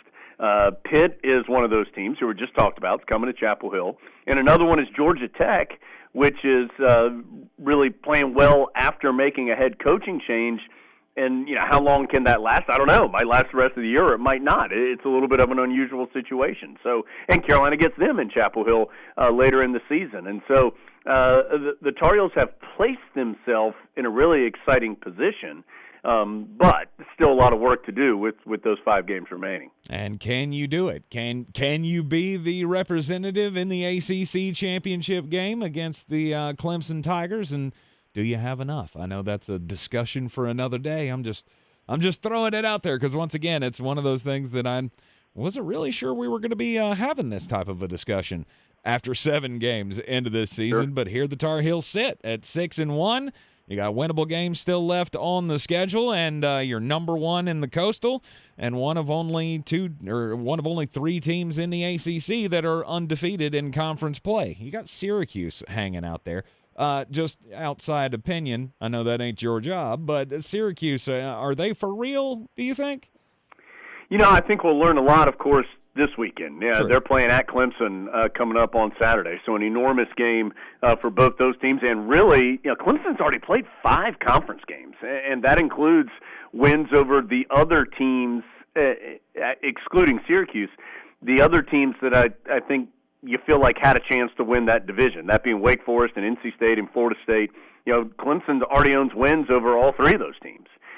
And they're getting close to being done with their conference play. I mean, again, after Syracuse, they'll only have 2 games left in ACC play. So they have really put themselves in terrific position. But your question was about Syracuse. We'll find out. They get a chance, because if they win that game, all of a sudden they're the undefeated team. They have the tiebreaker against Clemson, would have to lose twice at that point to fall below the Tigers. So the enormous game in the Atlantic Division. Syracuse, what they have done, at least, and again, this was watching from afar a little bit, their defense has significantly improved over where it has been the last couple of seasons. They have a really good running back in Sean Tucker, who they can rely on. And Garrett Schrader, their quarterback, is a really solid player who can hurt you both with his arm and with his legs. And I'm blanking on the name of, they've got a wide receiver as well, and I apologize, just can't think of his name right now, but big, tall guy, like 6'4", 6'5", that they really can effectively use on the outside as well. And so that's a team that I don't think a lot of people had on the radar going into the season. But they have played. Aronde Gadsden is the name. Yes, Gadsden. Thank you. Yes, Gadsden's his last name. Yes, and so they have played very, very well. Had that nice win against State last weekend at home in the Dome. And now, one thing I'll say is they have not left the Dome very often. They're on the road this weekend. They have, I think, only maybe 2 home games left the rest of the season, and so they're going to be on the road a bunch. gosh, you can't argue with undefeated. I don't care who you've played or where you've played. You've played who was on your schedule, and to this point, Syracuse hadn't lost any of them. So certainly a massive game as far as the ACC is concerned coming up Saturday. I believe that's a noon kick between Syracuse and Clemson. Yeah, it is. And in North Carolina, the Tar Heels got the off week. This week, back with Pitt next week, and we will, of course, touch base with you next Thursday to discuss that game. Before we let you go, the preseason college basketball poll, the official AP poll came out this week, and you got the Tar Heels sitting at the top at number 1 in the country. The season is, just, 3 weeks away? Yeah, and in fact, a week from tomorrow, Carolina has its exhibition game. We'll have that available to our affiliates. We'll be covering that on the Tar Heel Sports Network as if it was a regular game. So we'll look forward to bringing people coverage of that game. Is this the Marathon Oil team? Are we playing? No, do we do that that still? Yeah, that happened for a long time where Carolina would play some weird teams and kind of exhibition-type clubs like that. Now they traditionally will play some lower division teams that are from the state of North Carolina. That was something Roy Williams started doing. He really thought it was a benefit to help other schools in the state, and that'll be the case again this year. Carolina's hosting Johnson C. Smith in the Smith Center coming up next Friday. That's at 7:30, Tank, I believe. We'll have coverage starting radio-wise at 6:30. So looking forward to that. Just looking forward to seeing Carolina play somebody else and get out there and see how the rotations work. And you never want to try and take too much out of an exhibition game, and certainly it won't be handled exactly like a regular season contest. But it'll be good to see those guys, see how they're looking, how they're feeling, how the freshmen are doing. Just all the different things coming up next week. So Carolina, I mean that wasn't a surprise. I don't think that the Tar Heels were number 1. I guess you could have seen maybe Gonzaga, who's got a lot of talent returning and a good recruiting class. That could have been another option, but I don't think it's a big surprise that the Heels are preseason number 1. I think it's just now, and we talked about this a week or two ago, it's a long journey during the season. So, it's unlikely that Carolina is going to be undefeated as it moves through the entire year. So just how do they continue to grow, improve? Can they stay healthy? And the most important thing, and I think I said this to you a week or two ago, Tank, get to Greensboro, which is where those first one of the NCAA regional sites is for the first and second round. Get a good seed, get to play close to home, and then after that, you just have to see what happens. But certainly, if they stay healthy, this is a team that can compete on the national level and is a team worthy at this point of being named one of the better teams in the country. Yeah, and the one question that we all have as Tar Heel fans anticipating this season is who's going to fill that Brady Manick role. I mean, we feel secure in the other guys that we know are returning. It's who's going to fill that role for us. Is it going to be, is Pete Nance going to play a huge role after transferring in? Sure. I think the answer to both of those is yes, I think Pete Nance is going to play an enormous role, but I don't know if Pete Nance is going to fill the role of Brady Manick. Yeah, I just think Brady Manick was so skilled at making difficult three-pointers. And you could – the chances of him making the shot did not drop dramatically compared to if he was open or if somebody was right in his face. And he had that high release, that it was tough to bother, and he was just extraordinarily skilled in that way. I think Pete Nance is extraordinarily skilled, and he can shoot the three. He shot 45% from out there for Northwestern last season, but he took about, maybe 50%, if that, of the amount of threes that Brady Manick took. And so you are going to have – Pete Nance going to play a lot, but there's going to be some other guys who I think you will look to help spread the floor, spread things out so that Pete Nance and Armando Bacot and others can work down low, get the driving lanes. I'd keep an eye on Tyler Nickel, the freshman that came from the state of Virginia for Carolina, right there in the Harrisonburg area. Tyler's got good size and can shoot. Obviously, Puff Johnson, a player that has been in Chapel Hill for a couple of seasons, showed what he was capable of with that really big performance in the national championship game last year. Dontre Styles has a ton of athletic potential. DeMarco Dunn. I mean, there are some options. The options aren't the problem. The issue is, which guy is going to step up and be able to do it on a consistent basis, or is it something where one night it's one player and another night it's another. And, those are all answers that we'll start learning as this season begins to unfold. Jones Angell, the voice of the North Carolina Tar Heels, joining us here as he does every Thursday at 4 o'clock in the Sportsocracy for Tar Heel time. The football team's number 22 in the nation and 6-1. The basketball team is number 1 in the country preseason. Let's just say it's a good day to be a Tar Heel. How about it? As always, Tank, and thanks for having me on. Look forward to be back with you next week. Yes, sir. You are in the Sportsocracy here on ESPN Asheville, 92.9 FM, 880 AM, and 1400. This is your time saver traffic on the new ESPN Asheville. Traffic is slow 240 westbound between Charlotte Street and Montford Avenue. 26 westbound is crawling between Hendersonville Road and the Blue Ridge Parkway. 26 eastbound pockets of slow traffic volume between the French Broad River and Airport Road. 40 westbound slow between the Smoky Park Highway and George's Branch Road. Smoky Park Highway southbound stop and go after Sand Hill Road approaching Pisgah Highway due to an accident. Near Bent Creek, Bavard Road, north and southbound stop and go between Clayton Road and the Blue Ridge Parkway. Hendersonville Road, north and southbound approaching Long Shoals Road is slow. Hendersonville Road southbound slow between Biltmore Forest and Overlook Road. Sweeten Creek Road northbound stop and go between Royal Pines and Mills Gap Road. Merriman Avenue north and southbound near Edgewood Road delays. I'm Lee Minfield with your time saver traffic.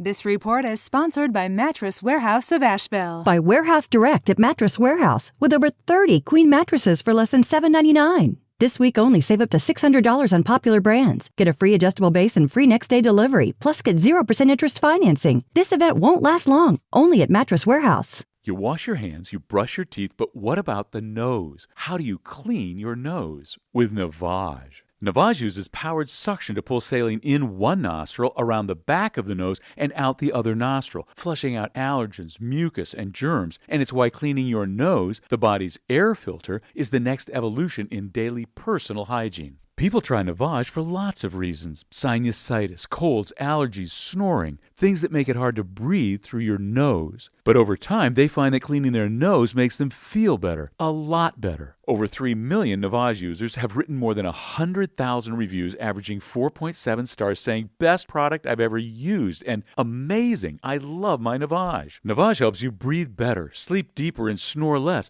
but the biggest payoff is improved health. Navage is good personal hygiene and can help you stay healthier. At Walmart, Walgreens, CVS, Rite Aid, Target, and online. Navage, Navage, clean nose, healthy life. Okay, I've got to put in a plug for Kohl's lowest prices of the season. I got myself a pair of cozy sweats for under $18. Found my sister the cutest boots for Christmas, just $29.99. And with the 50% off kitchen and dining essentials, I'm all set to host for the holidays. Not to mention, I got 80% off clearance finds and earned Kohl's cash.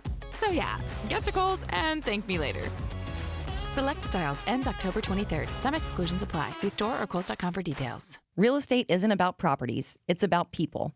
I'm Clarissa Marshall with eXp Realty, your native realtor serving all of Western North Carolina. I will work hard for you, and I believe in doing the right thing every time. I market each of my listings to reach out-of-town buyers. I use a professional photographer and drone video on every single listing, as well as collaborate with agents across the country to find your buyer. Check me out online at clarissasellswnc.com or give me a call at 828-774-6343. It would be my pleasure to assist you through the real estate process. At Ingles, whether we're celebrating Friday night rivals, televising college basketball games, bringing the Fan Fest to semi-pro soccer, or taking you out to the ball game at your minor league park, it's all in the bag. Ingles, low prices, love the savings. The season we've all been waiting for is here. No, not that one. The season of the Big Orange Tent is underway in Western North Carolina. The area's largest selection of Halloween costumes, decorations, and accessories is at the Big Orange Tent at the Asheville Mall. Halloween Express is your one-stop shop for adult and child costumes, superheroes, horror icons, inflatable suits. You can find it all under the Big Orange Tent at the Asheville Mall. 10 to 8 Monday through Saturday, 12 to 6 on Sundays.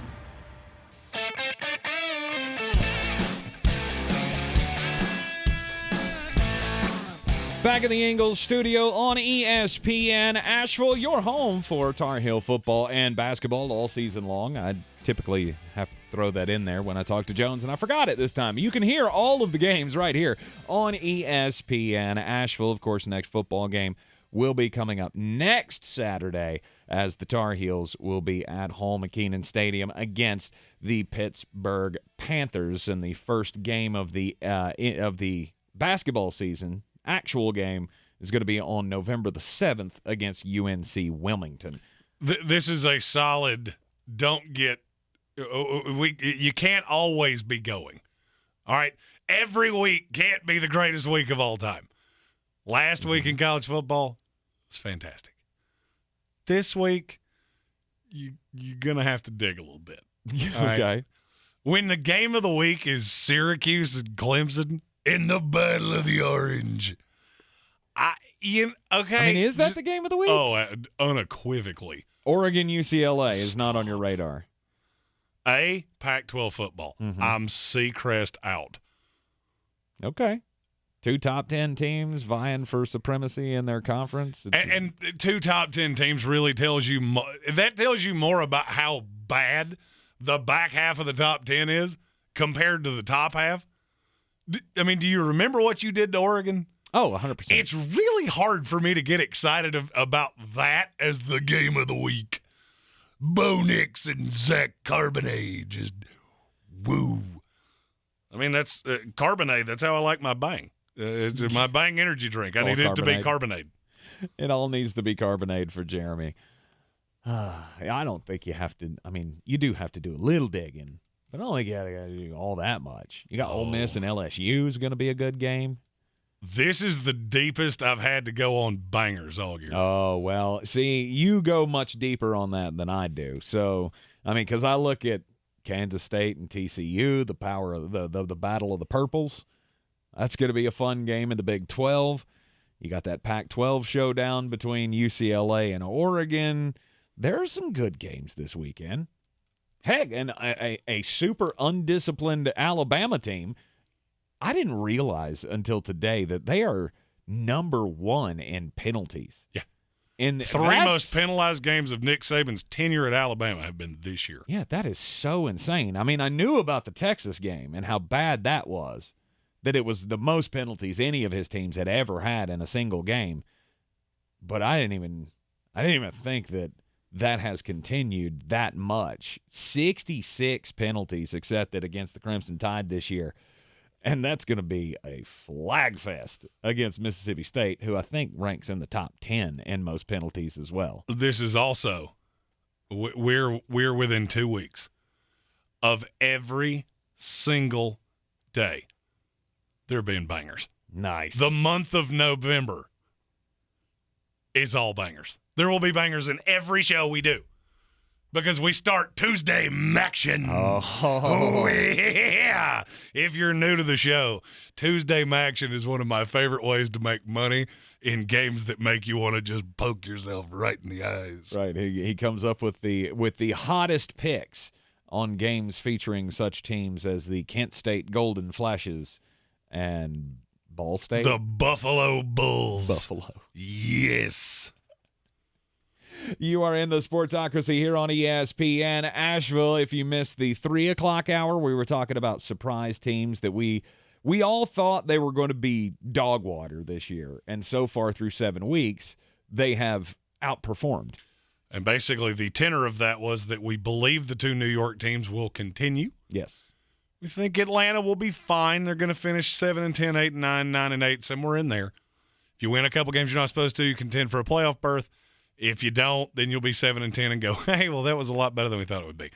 And, well, Seattle, I hope you have enjoyed this. Yeah, it's been fun. This has been fun, but this is going to end exactly how you wanted it to. Right. Hey, look, we have 2 top 10 picks, and away we go. Indeed. So coming up after the break and after we get weird, we're going to give you the teams that we thought would be at the top of the standings in the power rankings who have disappointed so far in this season. Let's get weird. On the weird scale, there's Vegas, there's Florida, and there's Asheville. Let's get weird, Asheville. All right, I'm going to give you the story of a guy who has, he's given himself a title. He's given himself the title of the King of NIL. I know we don't normally tell sports-related stories in this segment, but to me, this is just weird because you would think that the guy who would be most endorsement deals in college sports would be Bryce Young at Alabama or Quinn Ewers, the mulleted man down in Texas. Nope, they have two, and they're both real expensive. Oh, 100%. Well, there is a guy who calls himself the King of NIL, and he goes to a bit of a smaller school than Texas or Alabama.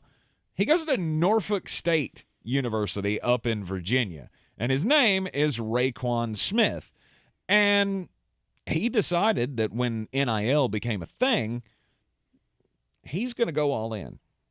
And he is going to become the best marketer of his services in college sports. And apparently, he has succeeded because he claims to have 70 endorsement deals. And that's 70. That's a little misleading. Because, yes, he does have 70 endorsement deals, and they're probably for about $48 a piece. Maybe they are. We don't know. The story that I read about him and his 70-plus endorsement deals, it doesn't give you a breakdown of all of the businesses that he has deals with. However, those businesses do include Body Armor, Champ Sports, Arby's, Spike Ball, and you'll get a kick out of this one, Jeremy, East Bay, which I didn't even know was still a thing. But apparently, East Bay is still a thing. He sponsors a boy band? And also something called Goat Fuel.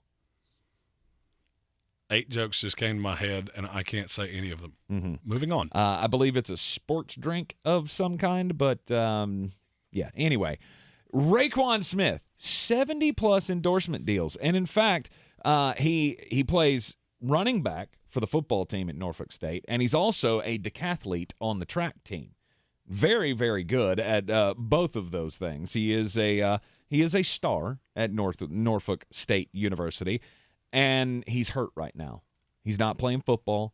He's getting healthy for the track season because he wants to, make sure that he can still compete at the highest level there. But he's using this time, and he is thrown out to all of the college athletes around the country. If you need help marketing yourself, I'm your guy, because I am the NIL king, or the king of NIL. I think if anything, if he doesn't become a next level athlete professionally, he's got marketing jobs lined up. There are firms right now going, this kid can swing deals. Let's get him.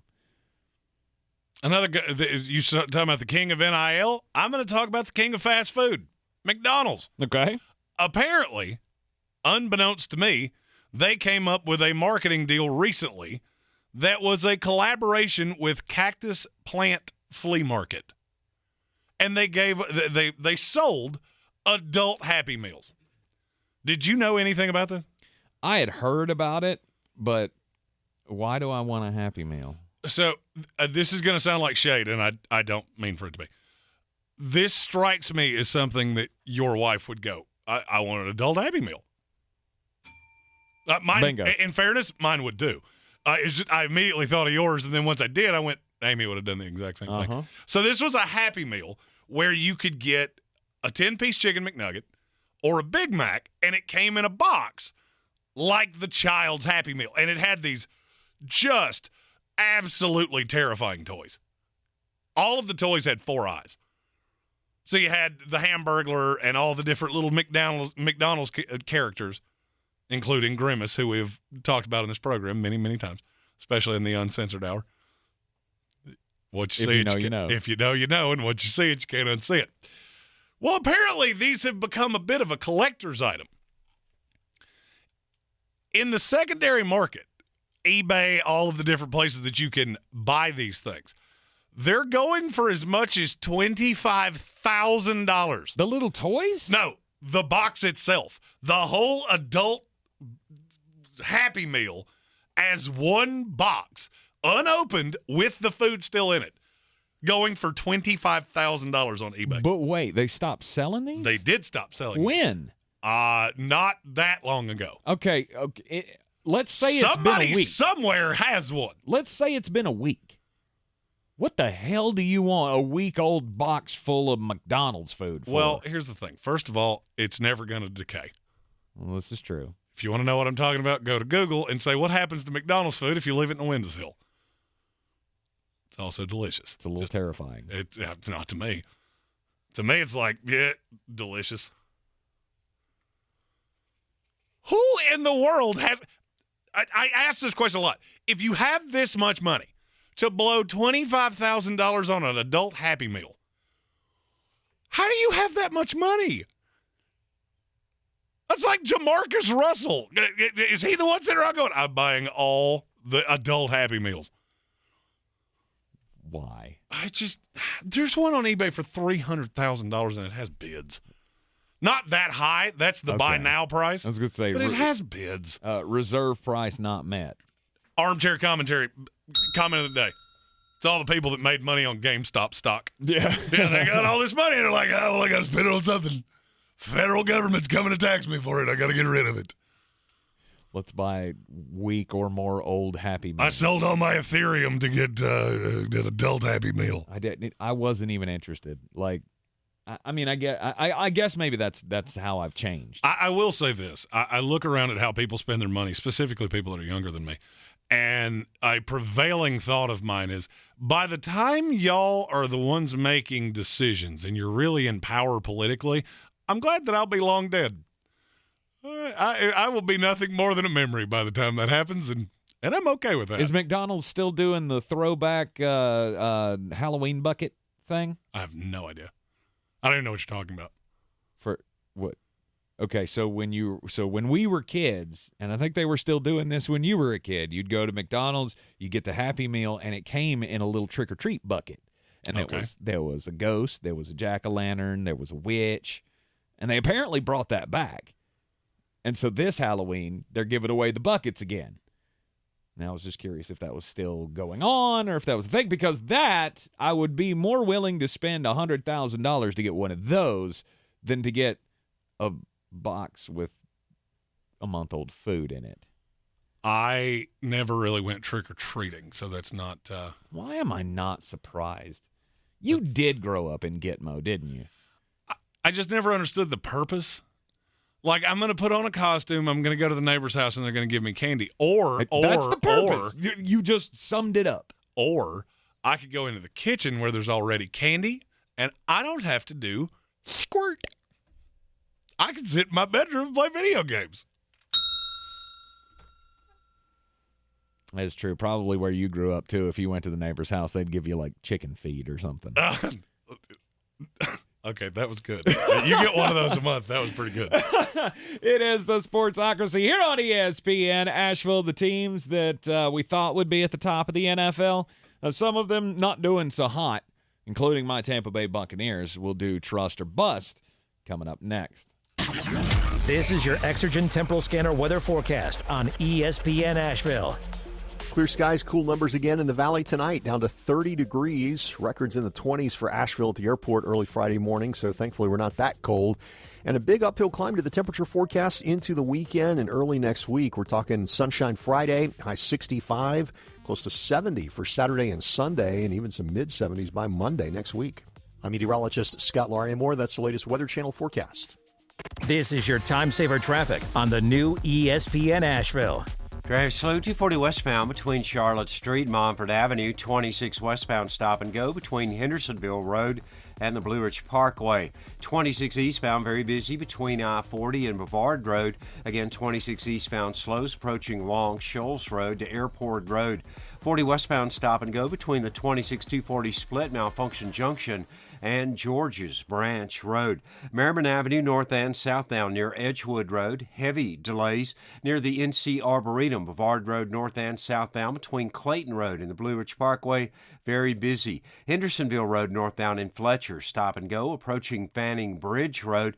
Again, Hendersonville Road northbound is stop and go between the Arden area and Long Shoals Road. An accident reported here. Hendersonville Road southbound slow between Biltmore Forest and Overlook Road. Sweeten Creek Road north and southbound approaching Mills Gap Road is slow. I'm Lyndon Field with your Time Saver traffic. This report is sponsored by Liberty Mutual Insurance, where you only pay for what you need. Nobody should have to pay for one-size-fits-all insurance coverage. Liberty Mutual customizes your car and home insurance so you only pay for what you need. Visit libertymutual.com to learn more. It's midterm season. MSNBC has the in-depth coverage and analysis to give you a greater understanding of the races, the results, and what it all means for the future of our country. Watch coverage of the 2022 midterms on MSNBC. I love mornings, which is a good thing since the Today Show starts early. Morning, welcome to Today. Those first hours set the tone for the day ahead. We're here to give you the best start. You get the news, learn something new, and even get a little boost. You start the day off with a clean slate, and we hope you'll start it with us. We begin our day so you can take on yours. Because every day needs today. Watch the Today Show weekday mornings at 7 on NBC.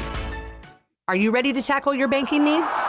Home Trust Bank's team of expert advisors and lenders want to be your teammate. We want to hear your story, learn your aspirations, and assist you with financial needs, and provide options that are tailored to you. With a wide range of personal, mortgage, and commercial services, you will discover all your banking needs under one roof with a local and personalized touch at Home Trust Bank. Score big with Home Trust Bank. Ready for what's next. Member FDIC, Equal Housing Lender.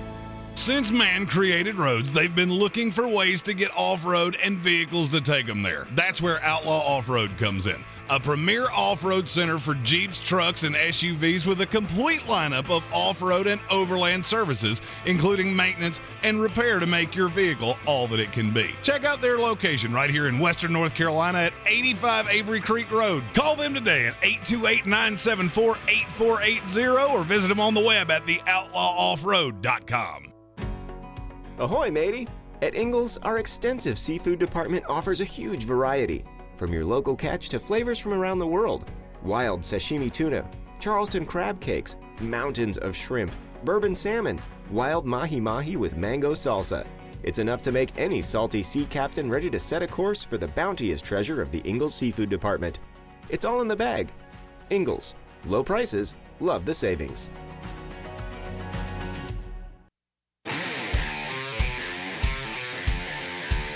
The Sportsocracy. Pull up your pants, take off the bra, and be a man! We are playing Trust or Bust here on the Sportsocracy inside the Ingles Studio on ESPN Asheville. And the first hour, we talked about the teams that have surprised us, we thought were going to be really bad, but have had good starts to the year. Now let's do the inverse of teams that we thought were going to be atop the power rankings all year long and have started out very, very poorly. And yes, since Jeremy likes to, twist me up in knots from time to time, we'll start with my Tampa Bay Buccaneers. Fire those cannons, by golly. Put more power in those things. Losers they are. 3 out of the last 4 they have lost, including this past weekend to the god-awful Pittsburgh Steelers. And I'm here, again, as a humble man that doesn't ask for much, just asking for one Tampa Bay Buccaneer loss to the Carolina Panthers. I'm Jeremy Greene, and I approve this message. Jeremy and I will see it firsthand down at Bank of America Stadium this Sunday. And so the Bucs are 3-3. The offense hasn't looked good. We've got all the strife with Tom Brady and his off-the-field stuff. Oh, but he did feel the urge to tell us he's not going to quit midseason because that became enough of a story that he felt the urge to address it. Well, absolutely. I mean, how far do you need to see a guy spiral out of control in his personal life to go, he might be thinking about leaving? Oh, I still maintain he's but 3 weeks away from full mullet Camaro. listening to Whitesnake. Midlife crisis, activate. Yes, no doubt. But do we trust it? Do we trust that this is where the Bucs are going to live, just in this world of mediocrity for the rest of the season, or do we think it's going to turn around? I don't think they're as good as people. Now, I was on that all offseason. Mm-hmm. I don't think this team is as good as everybody else thinks. You Tom Brady really well most of the time. Mm-hmm. And if you look at the schedule, I still maintain this team probably wins. They probably go 10-7. They're going to be somewhere in that ballpark. I mean, I don't see any path they go 8-9. I don't think it's going to completely spiral off the tracks. They're going to beat Carolina this week. I would say split with the Rams and the Ravens, catch 2 wins against the Seahawks and Saints, and then there's a couple losable games down the stretch, and that would put you somewhere in that neighborhood of 10-7. Yeah. And it's just where I'm at. You're too talented to lose to teams like the Pittsburgh Steelers. And I feel like this is that breaking moment. This is the breaking point. Like, you have to hit rock bottom before you rebound. Losing to the Pittsburgh Steelers is rock bottom, in my opinion. Oh, no. Losing to the Carolina Panthers is rock bottom. Losing to the Carolina Panthers would be as bad as Jets +7. I mean, that is rock bottom. There is nowhere to go from here but up. Again, humbly, please. I don't ask much. I don't know. Everybody's making a big deal about Brady yelling at guys on the sidelines. He's always done that. He's always done that. He's always been in the face of guys. Robert Hainsey had to come out and talk to the media and said, I love it. I love the fact that he's doing that because he's trying to motivate us. He's gotten to the point that he's at for one specific reason, because he's an ultimate competitor. Now, is some of this fueled by the off-the-field stuff? Sure it is. Look, I don't think they're going to turn it around. I don't think they're going to win a Super Bowl. None of that. No. You'll be good enough to make the playoffs. You'll might be able to win a game in the playoffs, but beyond that, this is Brady's swan song. Oh, absolutely. And it's all up to him on how this goes. This is Joe Montana. Mm-hmm. You remember the last year of Montana with the Kansas City Chiefs where they made the playoffs, got beat, and it was like, wow, that felt anticlimactic. Yep. Not everybody rides into the sunset as a winner. And Tommy Terrific here. You should have stayed retired. But in terms of the trust bus scale, they're a 6. I trust you're going to make the playoffs. You're probably going to win the division, and then you'll go into the playoffs, and eventually one of these teams will get you. I don't see any way you can beat Philadelphia. Okay. How about the Green Bay Packers? This one's a little different because you have already fallen to a point that I didn't think you could get here. I didn't. I did not think you could get dominated on your home field by the Jets. Mm-hmm. I did not think that a pretty vet team would go to London and lose to the Giants. But here you are. I just feel like this team's going to get better as time goes on. Mm-hmm. The more the rookies get acclimated to the league and he trusts the weapons. Sammy Watkins comes back. Yes, I do understand how stupid it is to trust Sammy Watkins because his bones are made of glass. But, I mean, you still have games with the Commanders and the Lions and the Cowboys and the Bears. And there's a lot of winnable games on the schedule. If I had to put down an amount of money that mattered to me, who wins the NFC North, it's still Green Bay. Really? It's still Green Bay. I mean, look, I like Minnesota. I think they're doing good things. They have a rookie coach. You have a deficiency at quarterback compared to Aaron Rodgers. You Justin Jefferson really well. Mm-hmm. And you Dalvin Cook really well at times. I still think Green Bay's better than they are. Better than Minnesota? Yes. If you made me put my money to it, I would still say Green Bay's better. So I'm right. To me, Tampa and Green Bay, I'm in the same exact boat. You're going to end up making the playoffs. And when you get there, I have very little faith that you can do anything to really make any noise. Yeah, the offense does scare me. The offensive woes that they have do scare me. But again, you got to trust one of the greats of all time is going to be able to figure it out. The rookies will get better. They'll get more comfortable. I believe they will make a move before the trade deadline to get another receiver in there.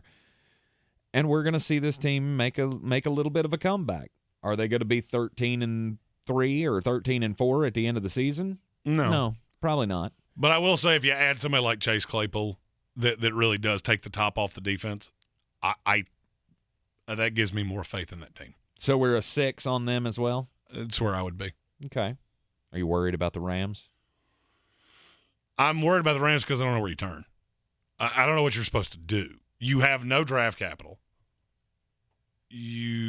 So where am I supposed to go to make this better? Odell Beckham Jr., does he play left tackle? Because last time I checked, he doesn't. No, he doesn't. And so, yes, there is a merit to if you have more weapons, then all that keeps the hellhounds off of Matthew Stafford. I get it. The Rams are a 3.5 to me. Because I'm not dead sold that they're actually going to win this division. I'm not dead sold they're actually going to make the playoffs. And that sounds crazy. It sounds to say. nuts until you look at the schedule.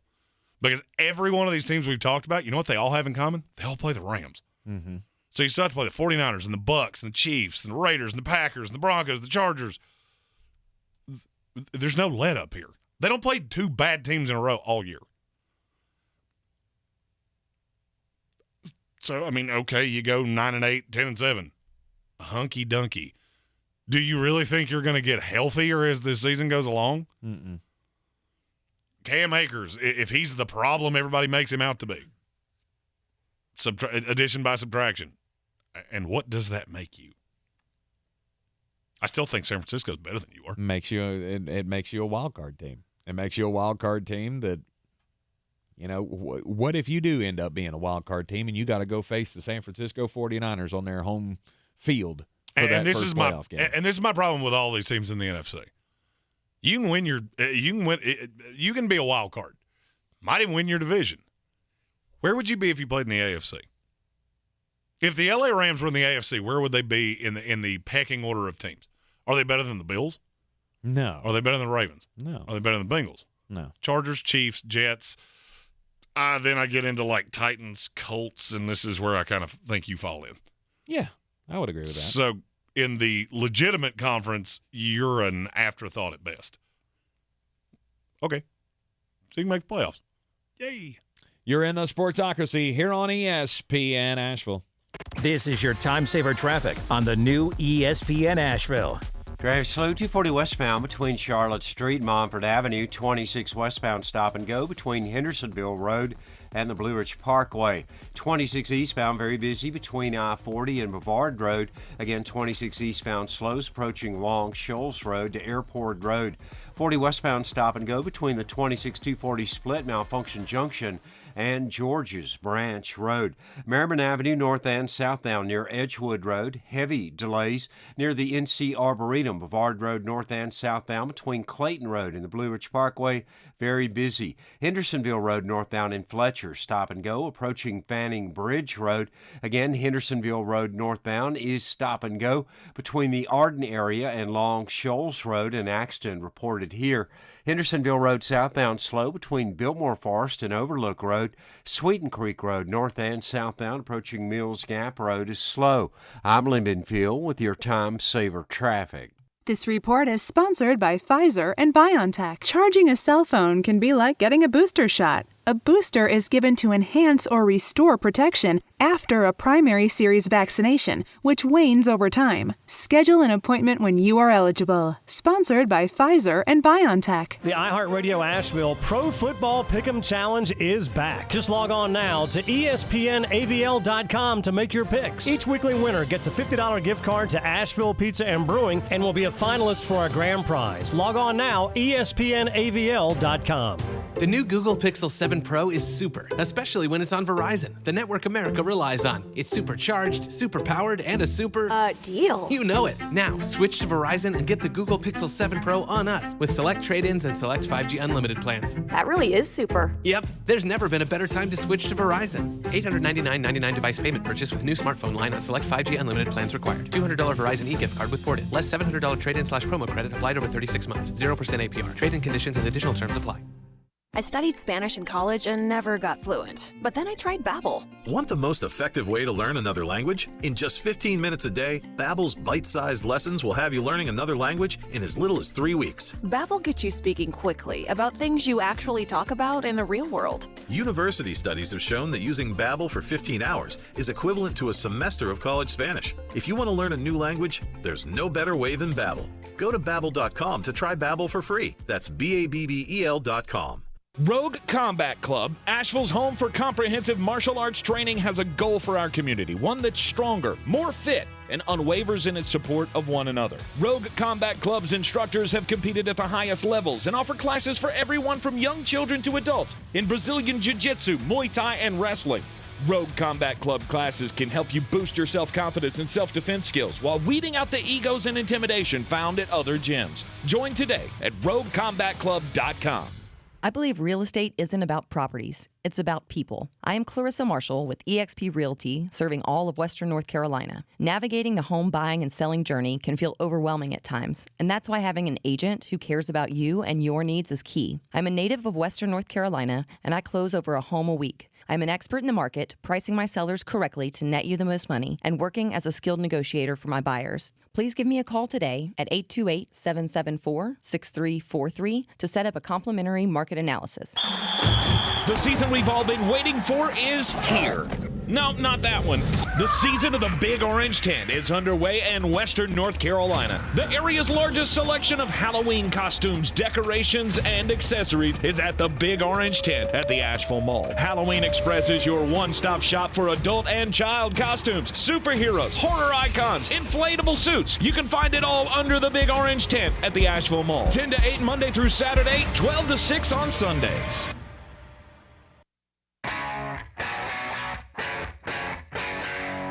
It is the Sportsocracy here on ESPN Asheville, and the Sports Center update coming up in just a moment here. And after the Sports Center update, we will continue the discussion after the daily draft of the teams that have been disappointing to start out this NFL season, playing trust or bust. The daily draft, we're going to do college football playoff teams, not the top ones that are already in it. Well, not already in it, but would be if the season ended today. Jeremy and I will draft back and forth those teams. We'll give you the Thursday night football preview as well, plus more bangers at the end of the next hour. Stick with us right here on ESPN Asheville, 92.9 FM, 880 AM, and 1400. This is your Exergen Temporal Scanner weather forecast on ESPN Asheville. Clear skies, cool numbers again in the valley tonight, down to 30 degrees. Records in the 20s for Asheville at the airport early Friday morning, so thankfully we're not that cold. And a big uphill climb to the temperature forecast into the weekend and early next week. We're talking sunshine Friday, high 65, close to 70 for Saturday and Sunday, and even some mid-70s by Monday next week. I'm meteorologist Scott Larimore. That's the latest Weather Channel forecast. This report is sponsored by Indeed.com. Fall into a hiring spree with Indeed. Their end-to-end hiring solution makes it easy to attract, interview, and hire candidates. Sponsor a job and instantly receive a short list of quality candidates whose resumes on Indeed match your job description. Visit Indeed.com/credit. Brakes for less is what we do. We know drums, rotors, pads, and shoes. It doesn't matter what kind of car you got. Call 888-261-STOP. All we do are brakes for less. This week at the Buncombe County Game of the Week, it's a rivalry renewed. Owen is hosting Avery. This matchup has produced some exciting moments in the past. We look forward to another great matchup on Friday. Sports Tank Friday gets us going at 6:30. Bojangles' Countdown to Kickoff show is at 7. On AM 1400, undefeated Tuscola, fresh off the win against Pisgah, hosts Smoky Mountain. The pregame show starts at 7, the kick at 7:30. The best high school football coverage is on News Radio 570, WWNC, and ESPN Asheville. From the Ingles Studios, this is ESPN Asheville, WPEK, W225CJ Fairview, WMXF Waynesville, and iHeart radio station. This is Sports Center. I'm Doug Brown. Including the regular season, the Astros have beaten the Yankees in 6 of the 8 games they've played. Houston leads the ALCS 1-0, leading into Game 2 tonight in Houston. Our ESPN radio coverage starts at 7 Eastern and is also on the ESPN app. Sunday, the 3-3 Packers play on the road against the 2-4 Commanders. ESPN's Dan Graziano says Green Bay is struggling and needs to figure out how to win. They're going to need Rodgers and the offense to have sort of a surprise good game while they figure out how to stop the run on defense, right? Like that kind of. So right now, and against the Jets, all three phases were a mess. That's not going to work. Dan Graziano on KJ and Max. Cowboys quarterback Dak Prescott says he'll start Sunday against the Lions. Today, he had his first full practice since breaking his right thumb in the opener. The Cardinals put wideout Marquise Brown on IR. He will miss at least 4 games with a left foot injury. Arizona hosts the Saints tonight. Fall into a hiring spree with Indeed. Their end-to-end hiring solution makes it easy to attract, interview, and hire candidates. Sponsor a job and instantly receive a short list of quality candidates whose resumes on Indeed match your job description. Visit Indeed.com/credit. Now, your chance to win $1,000. Just enter this nationwide keyword on our website. Grand. That's grand. Enter it now. Log on now to ESPNAVL.com.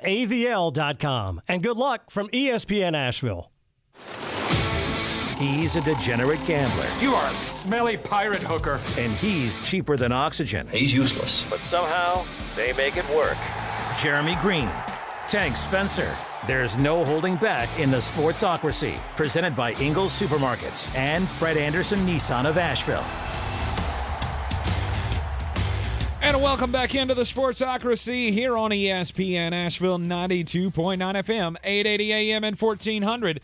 The Sportsocracy heard everywhere on the iHeartRadio app, seen everywhere on YouTube. Just go to thesportsocracy.com, click on the live video link, subscribe to the channel, join us in the chat, and it's time, top of the third hour. Always do the daily draft. Jeremy and I drafting against each other, and this time we're looking at the college football playoff, right, Jeremy? We kind of feel like it's a foregone conclusion how this is going to go. You're going to have 2 SEC teams. You're going to have Ohio State, and you're going to have one conference winner. Mm-hmm. Looks like that's going to be Clemson.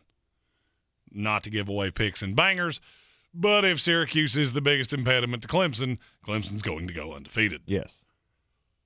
But it got us wondering, if anybody was going to crash this party, who would it be? And so we took out the 4 teams that we think are a given. We have Michigan losing to Ohio State.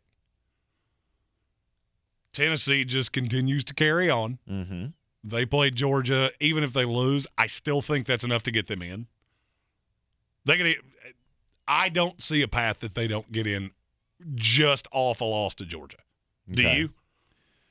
It depends. It depends on what Alabama does. I don't care what Alabama does. I mean, you should. If Alabama runs the table and we beat you, you're not getting in over Tennessee. I don't care what you do. None of that is completely irrelevant to me, because you got to understand that Tennessee would have a win over Pittsburgh that's pretty good, beat Alabama, will have beaten Kentucky. Mm-hmm. Your one loss is to Georgia. I don't care. For me, Tennessee still gets in over Alabama. If Alabama wins the SEC, Tennessee's out.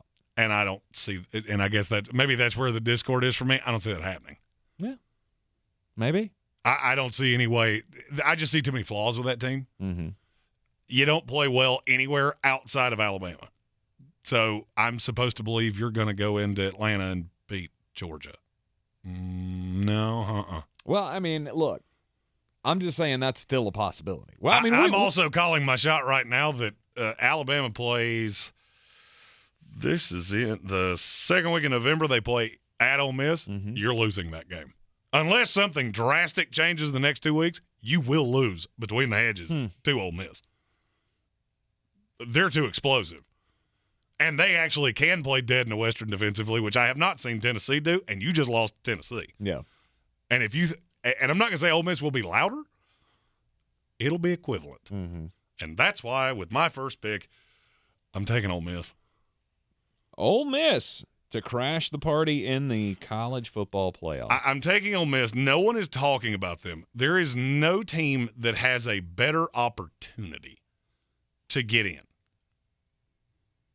Because if let's say they run the table, you will have beaten Kentucky at A&M, which is not a great win, but it's still a win on the road in the SEC. Alabama at Arkansas and Mississippi State. Then you go to the SEC title game, and you would theoretically play either Georgia or Tennessee.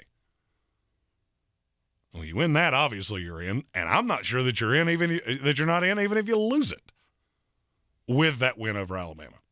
Maybe. That's kind of how I'm looking at this. Whoever plays in the SEC title game, those two teams are most likely getting in. Yes.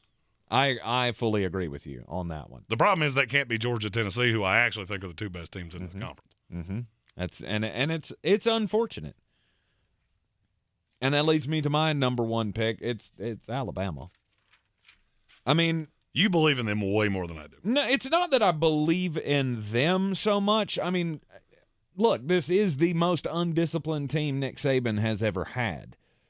His teams are not this undisciplined to get penalty after penalty after penalty. 66 accepted penalties against Alabama in this season. That is the most he's ever seen with a team. They have their problems? That's sure. who they are.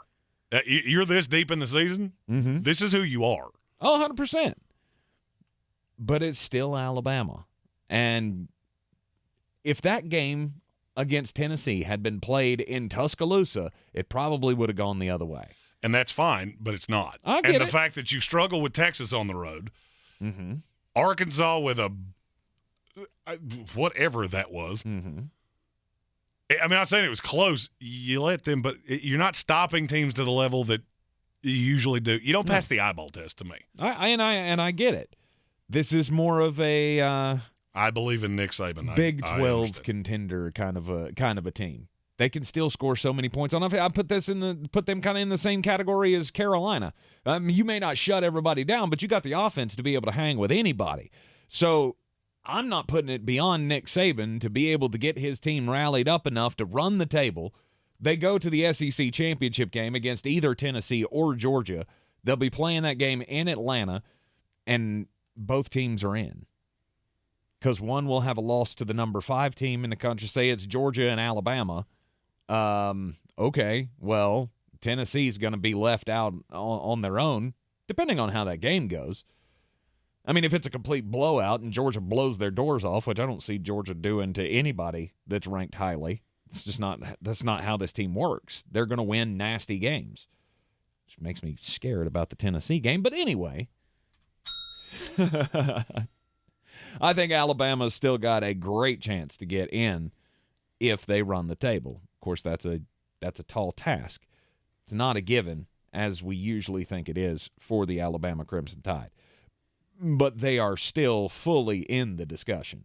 Ole Miss is too. I'm not saying they're not. And then I guess Michigan would have to be the next one. Michigan's the right call. I mean, Michigan has gotten one great big advantage that we didn't expect. There's another team that looks legitimate in the Big Ten, and that's the team you get to play the week before you play Ohio State. Yep. So if that's the one L you're carrying, and I'm talking about Ohio State, and you will have smoked Penn State, pretty much smoked practically everybody you played, and you've got that win over Illinois, that might be enough to slip you in.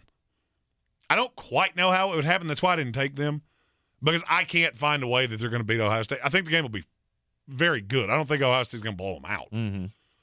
But in the Big Ten, you look at it and go, that's just – I got to have in 2 SEC teams. I think there is a better chance that you look at some of the other conferences that you might have undefeated teams there that I'll get to momentarily. Well, I mean, we very well could end up with an all-SEC, all-Big Ten challenge for the college football playoff, because once the North Carolina Tar Heels take down Clemson in the ACC championship game, buddy, this is it's all fair game for everybody else. # No homer. Exactly. Yeah, I got to go with Michigan. I mean, J.J. McCarthy, I've been a big believer of his. Blake Corum is a dude that's going to be playing on Sundays. They are very, very good. Well, you did exactly what I thought you were going to do, and exactly what I wanted you to do, because you left me the 2 that I wanted. TCU, because I have absolutely no idea who is supposed to beat them. The schedule is pathetic on the backside, Mm-hmm. but it looks just good enough. Kansas State's not going to beat them. I don't like giving picks away on Thursday, but you can assume where I'm headed with that tomorrow. Right. My West Virginia Mountaineers, Texas has looked good enough at times, but I don't see any of them beating you. Go to the Big 12 title game, win it. I don't even know who that's going to be against. It will either be Kansas State, Texas, or Oklahoma State, and then you're probably in. I don't see how a team runs the table in the Big 12 and doesn't get in. Mm-hmm. Everybody else is hanging a loss. Who doesn't want to see Oklahoma State TCU again? Oh, no doubt. Right. Oh, no doubt. I would sign up for that right now. Which I think that's probably how that goes. You're probably right. I mean, if TCU runs the table, that's another loss for Texas. They're out. Oklahoma State's Texas probably already out. Not of the. Oh, you're talking about the conference title. Yeah, I'm talking about the conference title race. So they'd be out of contention for a spot in the championship game. I probably foresee TCU and Oklahoma State not locking it up again in that Big 12 championship game to decide who goes to the playoff. And then you're going to tell me I'm nuts. And maybe it's just me not wanting a theory I had early in the season to die hard. Uh-oh. It's USC. It's USC. Everybody's hanging a loss. I lost a 1-point game at home that I will have the chance to possibly the chance to avenge, and I got to win over UCLA. It would take a little pandelirium for that to happen. 100%. Not as much as you think. All the SEC teams play each other. All of them. Right. You're getting 2 in there anyway. Michigan gets smoked by Ohio State and Clemson loses a game they're not supposed to. Who you letting in? Michigan gets beat by 28 by Ohio State. You got dominated. I lost by a point on the road. Who you taking? And I have a funny feeling it would be USC. Okay. USC already picked up their loss this past week against Utah. I mean, obviously, in the world of college football, you lose another one, you're really toast when it comes to that conversation. But, okay, I could see it. There's at least a path for that happening. So you're taking TCU and USC. You're gonna laugh. If it's what I think you're gonna do, I've already penciled in all 5 of your picks. Oh, have because you? I'm not going to do it with 2 of them, and I have a feeling that you will. Is it 4 letters? It's 4 letters. Yeah, that's what I thought. It's 4 letters, and let's go. Because you got the game coming up this weekend. Let's go UCLA, the Bruins. They could be back. If we had done 5 picks here all the way through this, I would have never taken UCLA. Oh, of course not, because you don't think that they're going to go undefeated and win the Pac-12, which is exactly what they're going to do. I don't think they're any good.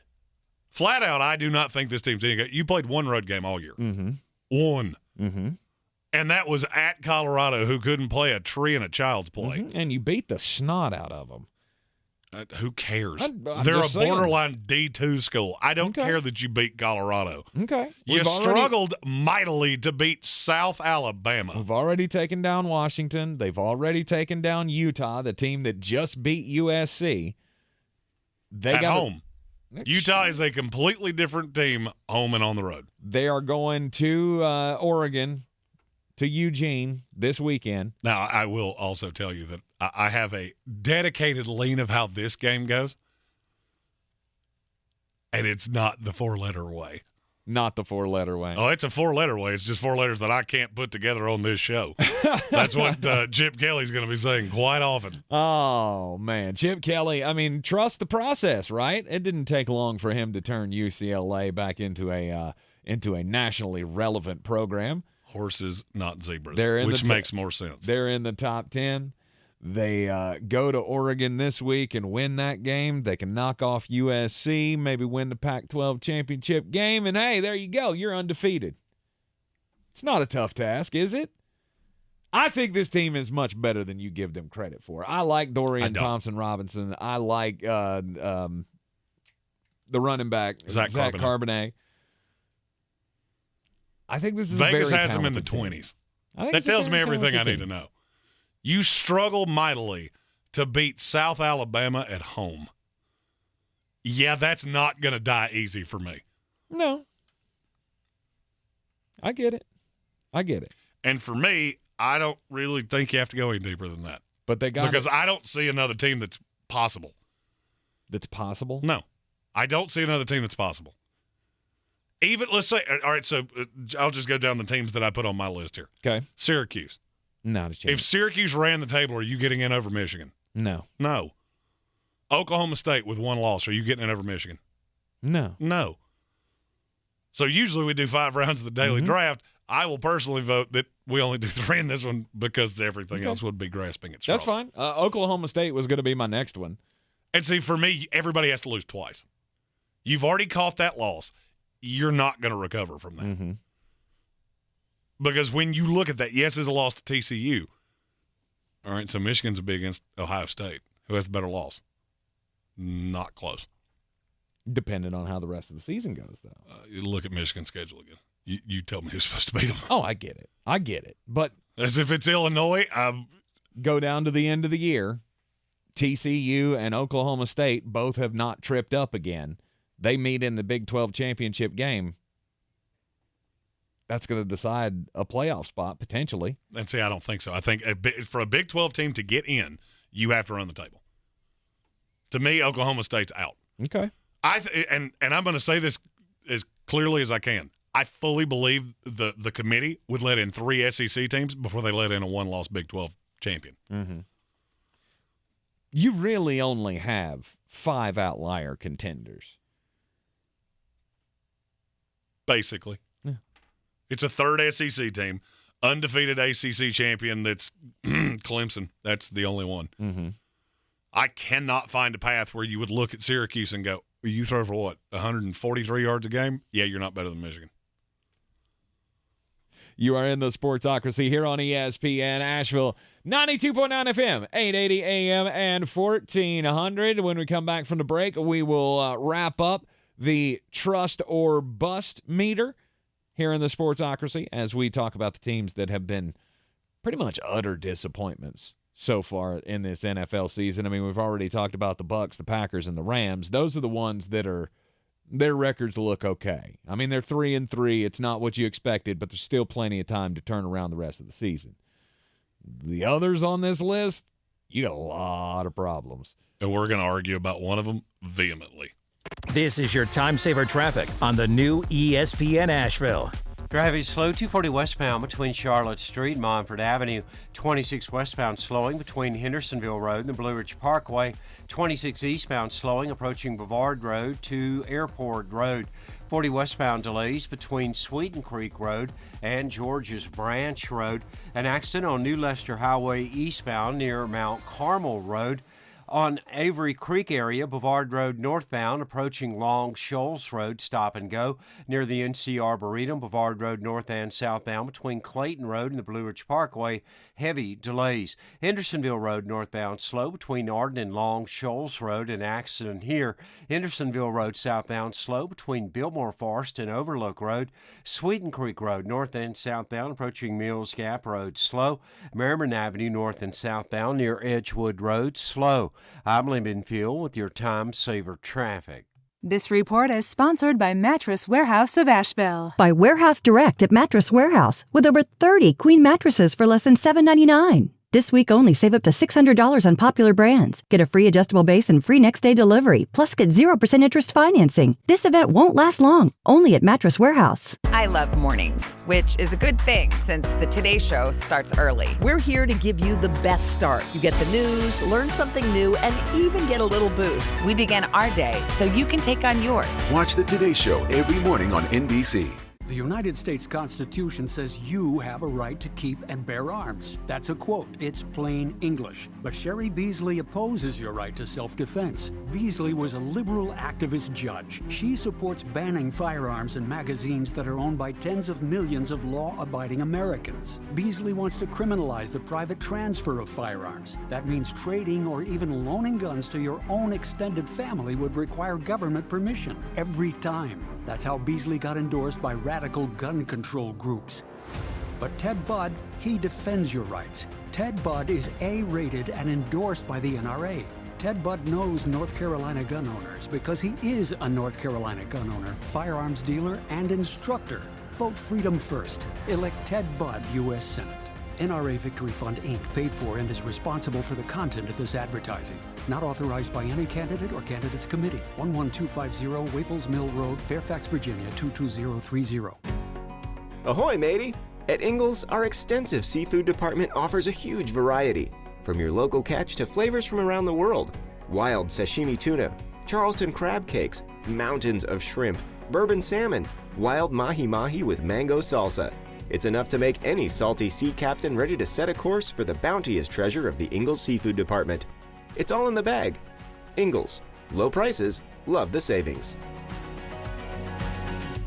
Everyone's heard about the housing market and this being the best time to sell a house in years. But the same thing applies to cars. Whether you're looking to buy a car, trade in, or sell that car in the driveway collecting dust, Fred Anderson Nissan of Asheville wants to buy your car. They have 2 on-site managers that work with Kelly Blue Book to give you top dollar for your vehicle. You can even have your car appraised instantly at AndersonNissan.com. Stop in and visit them today at 629 Brevard Road in Asheville or call them at 828-365-1663.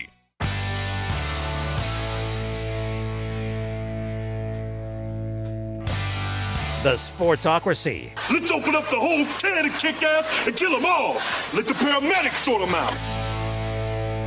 It is a Thursday. That means there's football tonight. Thursday night football, not only in the NFL, but we got college ranks as well. Oh, yeah. If you watch, you should really be locked in on Virginia and Georgia Tech. Hot. Woo. But there will be a banger on it coming up at the end of this hour, so you want to hang with us to make all the doubloons over at betus.com with the promo code Sportsocracy. Those bangers, like I said, coming up at the end of the hour. We'll have your Thursday night football preview as well, looking at the New Orleans Saints against the Arizona Cardinals. And we'll talk a little bit about the Saints in just a second because we're talking about teams that are disappointing this year. We thought that they were going to be better than they have shown us so far. The Bucs, Packers, and the Rams, they're all sitting at 3-3. And there's still time.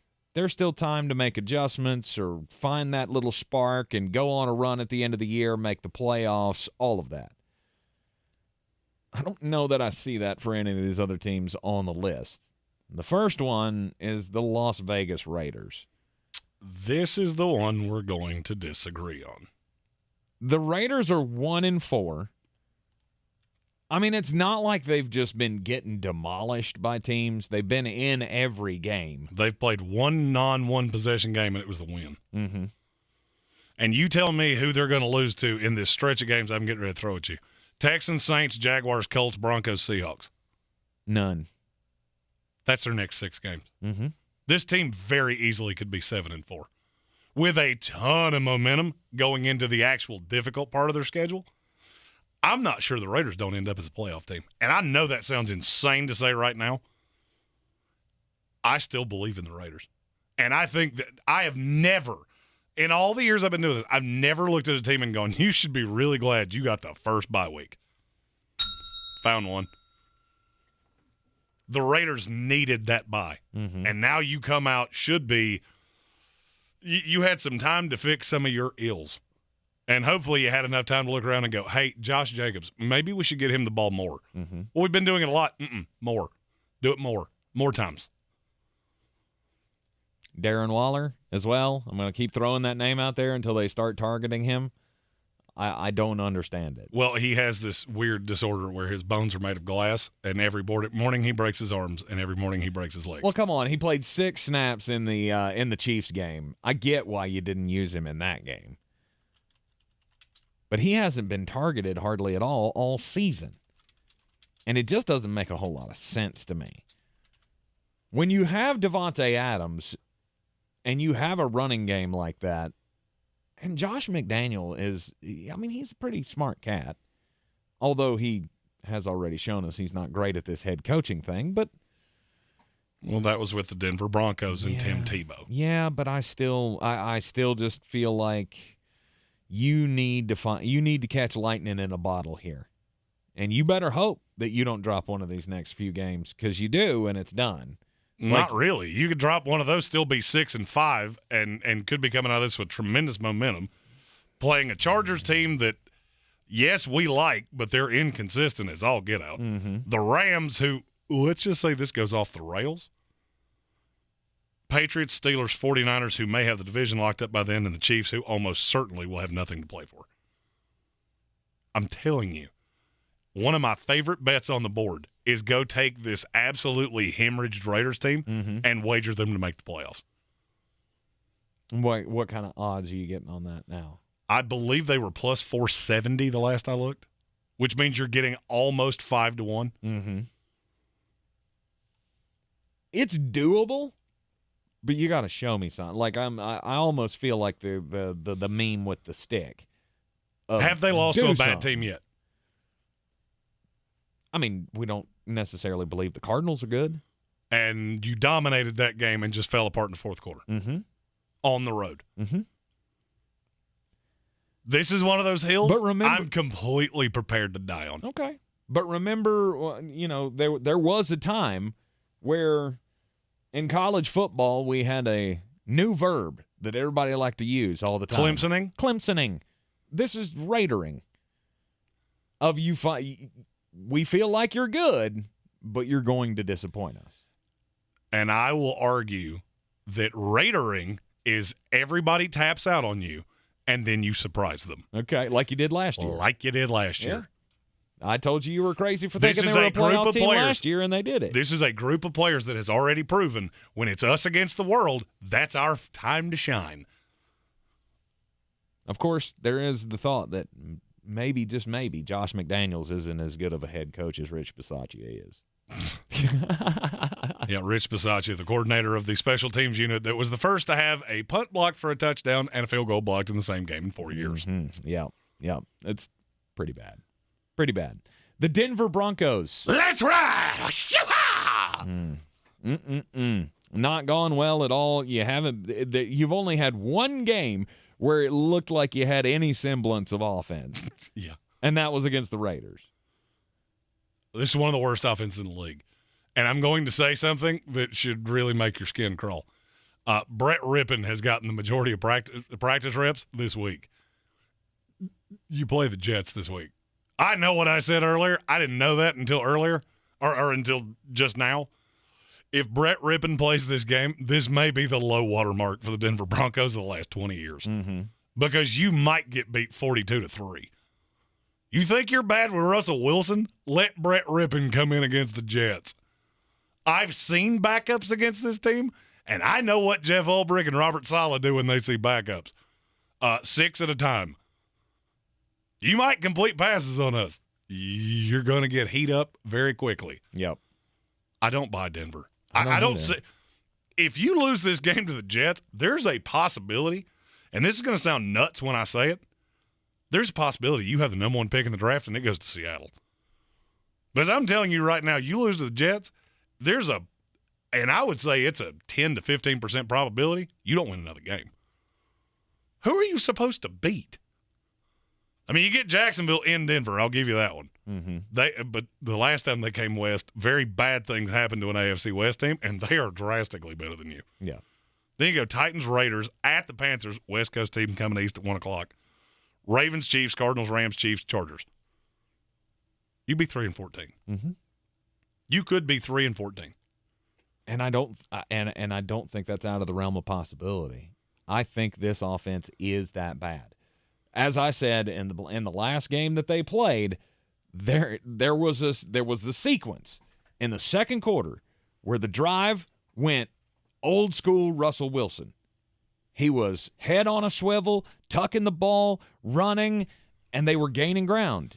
And then they just abandoned it completely.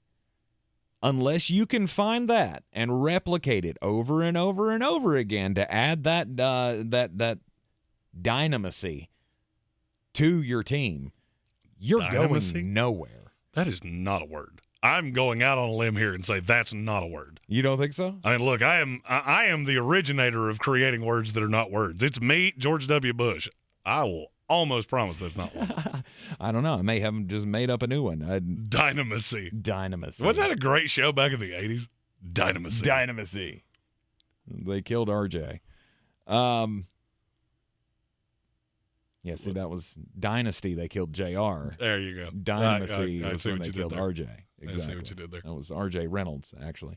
Anyhow, this is going nowhere. The Broncos are going nowhere. Nowhere fast and in a hurry. The whole Melvin Gordon thing is hilarious to me. Oh, we had a meeting and we've decided he's going to be the starter. Yes, he will be the starter because we realize that all the rest of these guys are not very good. And neither is he. Right. Just because he might fumble occasionally doesn't mean he needs to be sitting on the sidelines not holding the ball. He is much better than Latavius Murray or Mike Boone. No, I don't know that I agree with you on that. Really? I don't know that I agree with you on that. Remember that reference I made earlier to The Office where it's two pictures and they're the exact same? Find the differences? It's the same picture. And lastly, the New Orleans Saints. I don't know that we're on the same side of this. Okay. Are you on the side of New Orleans is not good? They still have players that we believe in, but there's not going to be a lot of wins coming their way. I'm on the side of this team should be better than they are. New Orleans should be sitting at 4-2, riding on a 3-game win streak, and we would be talking about them much differently than we are. But it is possible that this is one of those teams that just doesn't know how to win. Exactly. And that's where I'm at. Is I look at the schedule and go, how differently would I be looking at this if you had paid off the last two of the last 3 weeks, beaten Cincinnati and finished it off with Minnesota, but you didn't. And it seems like your defense, which I thought would be your bread and butter, lets you down at the most inconvenient time. So we will have them tonight against the Arizona Cardinals, Thursday Night Football. After that, I mean, if we think the Raiders are going to turn it around, that's not going to be an easy game. You got the Ravens. Okay, you get to play the Steelers, but that's also in Pittsburgh. Maybe they pull out some magic against them like they did against Tampa. You got the Rams, who are not going to be a pushover. San Francisco 49ers, Tampa Bay Buccaneers. I mean, you got to play the Falcons again, although you do get that one at home. Their schedule is the 3-cheese chicken penne theory. Yeah. It depends on who orders it. Exactly. It depends on what breaks you get. You might get a break here or there. Maybe a key player is out, and you could take advantage of the matchup, whatever. Hopefully Marshawn Lattimore comes back, and he's fully healthy and remains that way the rest of the season, and maybe Tyrann Mathieu remembers how to play football. That secondary improves, and you can win some games. But I really don't know that they haven't dug themselves in such a hole that they can't rebound to make the playoffs. In the terrible NFC, I would not be shocked if they found a way. And if they got in, they're not a team you want to play. No. They're not easy. Stephen Tao asked, no Ravens on the disappointed scale. They're killed for the 48th year in a row. Somehow NFL teams that were coached by a Harbaugh, there's like a hex upon their buildings where they must just be killed every single year. San Francisco and the Ravens. I can't say I'm disappointed in them. What am I supposed to be overly upset about? Lamar Jackson threw a pick at the end of the game against the New York Giants. I mean, Lamar's been fantastic. That's the last Your thing. defense has not been as good as I thought. But that's the recency bias. We always talk about it, and people look at that and go, oh, well, see, this is just a disappointing season. Well, I mean, aside from the fourth quarter miracle against the Miami Dolphins, where they let them score 80 points in the fourth quarter, I mean, Baltimore's in that same path of it's the 3-cheese chicken penne theory. If sports freak Brian Hall orders that, you look at him and go, he's carbo loading for a race. Me and Tank order that, you can go, that's a whole lot of carbs. Mm-hmm. You two fat boys probably should have gotten something with some lettuce in it. Right. And that's kind of how I'm looking at Baltimore. You could be 5-1. That you could be 6-0. Mm-hmm. And so David Ajabo coming back. I think Travis Jones is going to be more – you got to get after a quarterback. So I'm not overly disappointed in them. I'm kind of disappointed in that division, if I was being honest. It's the team that lost by 3 to the Buffalo Bills, the team that we have atop the NFL power rankings, and they just lost by 4 to the 5-1 New York Giants. Like, what are you really upset about?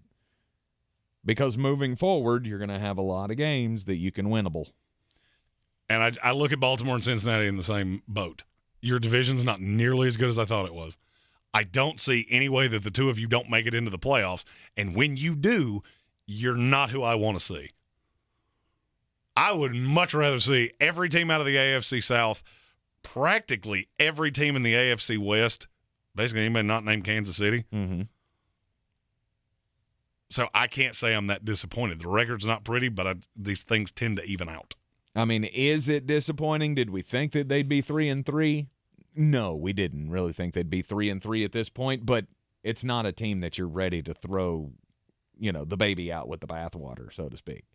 You are in the Sportsocracy here on ESPN Asheville. Let's get weird. On the weird scale, there's Vegas, there's Florida, and there's Asheville. Let's get weird, Asheville. Well, crimes are weird, and it's the most important message of the day. It's not like that's written on the wall behind my head. I mean, it is written on the wall behind your head, but you know what? I'm tired, and give me a damn break. It's not written on my side, which is why I mess it up all the time, but I don't have to hit the button. Oh, authorities on Wednesday in Los Angeles, they found crimes at the Los Angeles International Airport at LAX. Someone tried to go through security screening with some snacks and bags of candy at 7:30 in the morning. As you do. Mm-hmm.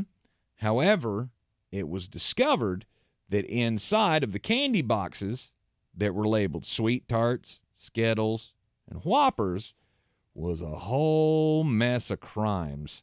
Well, let me guess. It was more like cocaine, methamphetamine. Close. It was roughly 12,000 fentanyl pills. Oh, my good Lord. Yeah, which I think of everything that we've learned about fentanyl, that's enough to kill, the entire country? Probably. That's a whole lot. The suspected trafficker fled, but has been identified. That's one thing. Like, how do you get out? Like, I would imagine LAX is, like, super security airport. How the hell do you flee and get out of there if they're running you down? You got to be super fast. I'm going to try to say this in the nicest way possible. Have you ever really looked at the security agents in an airport? Not really. There's always one that you're like, that guy right there, that's not the one to tango with. Right. Then there's a slew that look like Tank Spencer before he found PhD weight loss. And you go, oh, yeah, that's the guy. That's the defender I want lined up on me. But they also have, you would think there would also be, like, fully trained, fully armed, actual, gone through the academy, Billy B.A. cops that are at the and there airport. are some of those. Don't get me wrong. Just say, it's L.A. That's what I expect. Anyway, obviously this guy he's been identified, and they are once again, because this guy tried to hide it in candy boxes, guess what they're doing? Warning all the kids, be careful if you find a box of candy, it may not be candy. Well, I'm pretty sure anybody with an IQ above salad dressing sees a box of Whoppers and opens it up and it's all a bunch of little tiny blue pills inside of it. That's not Whoppers, right? We all know this. Yeah, they don't tend to hand those out to children. No. Children don't pay as well. Exactly. That's why people do crimes, is for the money. Exactly. Don't do crimes. We all know there is one thing that I'm just deathly afraid of. Squirrels. We all know that there are two things I am deathly afraid of. Birds. All right, this is not going the way I wanted. Raccoons. Clowns. I don't like clowns. Any varmint. Oh, Pennsylvania State Police are searching for a suspect who robbed a convenience store wearing a clown mask. That's not that odd. No. The armed robbery happened just before 5 a.m. earlier this week at a Unimart in Chestnut Hill Township in Monroe County. Suspect was described as a white male, entered through the rear of the store, and none of that is why I'm telling the story. The reason I'm telling the story is the weapon he used to rob the store. It was a samurai sword. Wow. I mean, first of all, this fella right here does not necessarily look like he is at his peak fitness. Okay. This is like he not, may have once worked for TSA? Is that what you're saying? 100%. Okay. Yeah, this looks like he might be a shamed TSA agent because he's a bit of a portly gent. To go into first of all, where do you store that? Like, are you just put it in your car and go, I might need that? Maybe. Because this doesn't really appear to be a well thought out crime. Because underneath his clown mask, he's got a jacket, which I am assuming he is using to conceal his hair. Because it looks like he has a lot of it. Okay. So, I mean, do you just put a samurai sword in the car and go, let's see what the night holds? I mean, some people may. That's an aggressive way. I mean, first of all, swords are heavier than you think. Yeah, but I think you'd be surprised at how many people have swords. I'm going to go out on a limb here, and I'm going to throw something out, and this is not a slight at all. I don't mean this as a joke or a jab or anything, but I'd be willing to bet Stephen Tao owns a sword. I think he's a pretty big fantasy guy, right? Like Game of Thrones and all that kind of stuff. I don't know the answer to that. I don't know. I'm just throwing it out there. Okay, so let's even say it's right, that there are people out there with swords. Right. Are you just carrying them around on a Tuesday? Oh, no, this is planned. No, it goes up on the mantle. You hide it there. Yeah, this is absolutely He said, I have a planned. lightsaber. There you go. Well, man, I don't think you're robbing a convenience store with a lightsaber. 100%. Stick around for next month's weird news. I guarantee you there will be one. I'm just saying. With a light, I mean, it's not like it can really cut you in half. No. It's a light, and it's fine, and you spin it around. Some of them are made out of glass. I could break it. And well, I mean, here's the thing. I don't know. And I'm going to say this as clearly as I can to any criminals that could be listening to this story. If you decide to rob places with a samurai sword, eventually that is fine. And eventually you will foe because you will catch somebody like me on the other side that goes, you got to be pretty quick with that because it's real heavy. Patrick Holt says he's got a Japanese katana. That, for whatever reason, that doesn't surprise me in the least. Swords are popular. I feel like Patrick Holt's one of those people that we would go to his house and just go, you have some of the coolest stuff. Like people do with my sports collectibles collection. Yeah. They come in here and go, you have a lot of cool stuff. Mm-hmm. Yeah, I do. And that's when he usually breaks out, hey, have you seen my wife? Yeah. He ain't wrong. I'm just going to throw this out there. He ain't wrong. Yep. No, not many people know you quite like I do there, brother. He's for the third time, he ain't wrong. So a dude in a clown mask tries to rob somebody with a samurai sword. Awesome. And he is still on the loose because he fled into a wooded area. Another question I have. You see a guy in a clown mask running away from the scene of a robbery holding a katana sword. How's nobody go? He went that way. I don't think this guy's outrunning anybody. Because I would be afraid that Mr. It, would come get me in my nightmares. Because a clown with a sword running into the woods, I'm Seacrest out. I didn't see anything. Well, there are 4 people actively in this building right now, and I think the only one this guy could outrun is you. 90 pounds down. You sure about that? Yeah. I'm pretty sure. I mean, the sword might slow him down, but right. I've seen you run down the hall, and I would say not the fleetest of foot. Not the peak of male physical fitness. That's all I'm going to say. There we go. All right.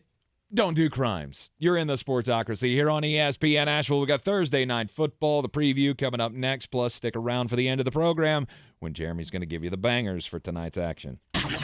This is your Exergen Temporal Scanner weather forecast on ESPN Asheville.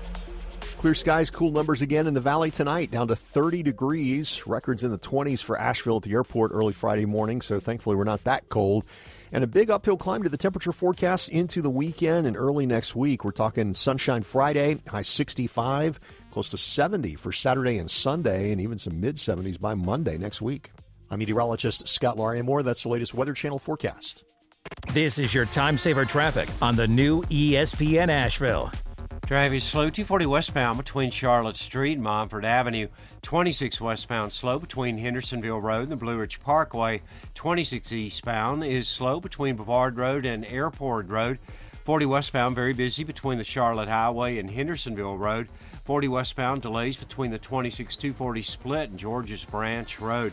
Accident New Leicester Highway eastbound at Mount Carmel Road. Hendersonville Road northbound slow between the Ordinary and Long Shoals Road due to an accident. Hendersonville Road southbound stop and go between Biltmore Forest and Overlook Road. This report is sponsored by eBay Motors. By Warehouse Direct at Mattress Warehouse with over 30 queen mattresses for less than $7.99. This week only, save up to $600 on popular brands. Get a free adjustable base and free next-day delivery. Plus, get 0% interest financing. This event won't last long. Only at Mattress Warehouse. It's midterm season. MSNBC has the in-depth coverage and analysis to give you a greater understanding of the races, the results, and what it all means for the future of our country. Watch coverage of the 2022 midterms on MSNBC. Everyone knows you get a better deal down the mountain at Marion Chrysler Dodge Jeep Ram. Right now, you can custom order your new vehicle, plus save up to 10% off MSRP. Visit us online at marioncdjr.com or in person on Worley Road in Marion. See dealer for details. Join Macy's and support the most promising research now during Breast Cancer Awareness Month. Give back online or round up your store purchase amount and donate your extra change up to 99 cents to the Breast Cancer Research Foundation and the Pink Pony Fund of the Ralph Lauren Corporate Foundation. Ensure better health outcomes for all and learn about our commitment to brighter futures for all at Macy's.com/purpose. Hi, I'm Capri, and the little thing I love about the Chick-fil-A Grilled Spicy Deluxe is the chicken. They actually put it on the grill, cooked it in the sauce. It's definitely a good grilled spicy sandwich. Hey, I'm Michelle, and a little thing I love about the Chick-fil-A Grilled Spicy Deluxe is it's spicy and it's full of flavor. When you pair that with the Kale Crunch Salad, it's just good. Order a grilled spicy deluxe sandwich on the Chick-fil-A app today. Available for a limited time. Real guests paid for their testimonials. O'Reilly Auto Parts specializes in keeping your car on the road. Not sure how much life is left in your battery? Our professional parts people will test it for free.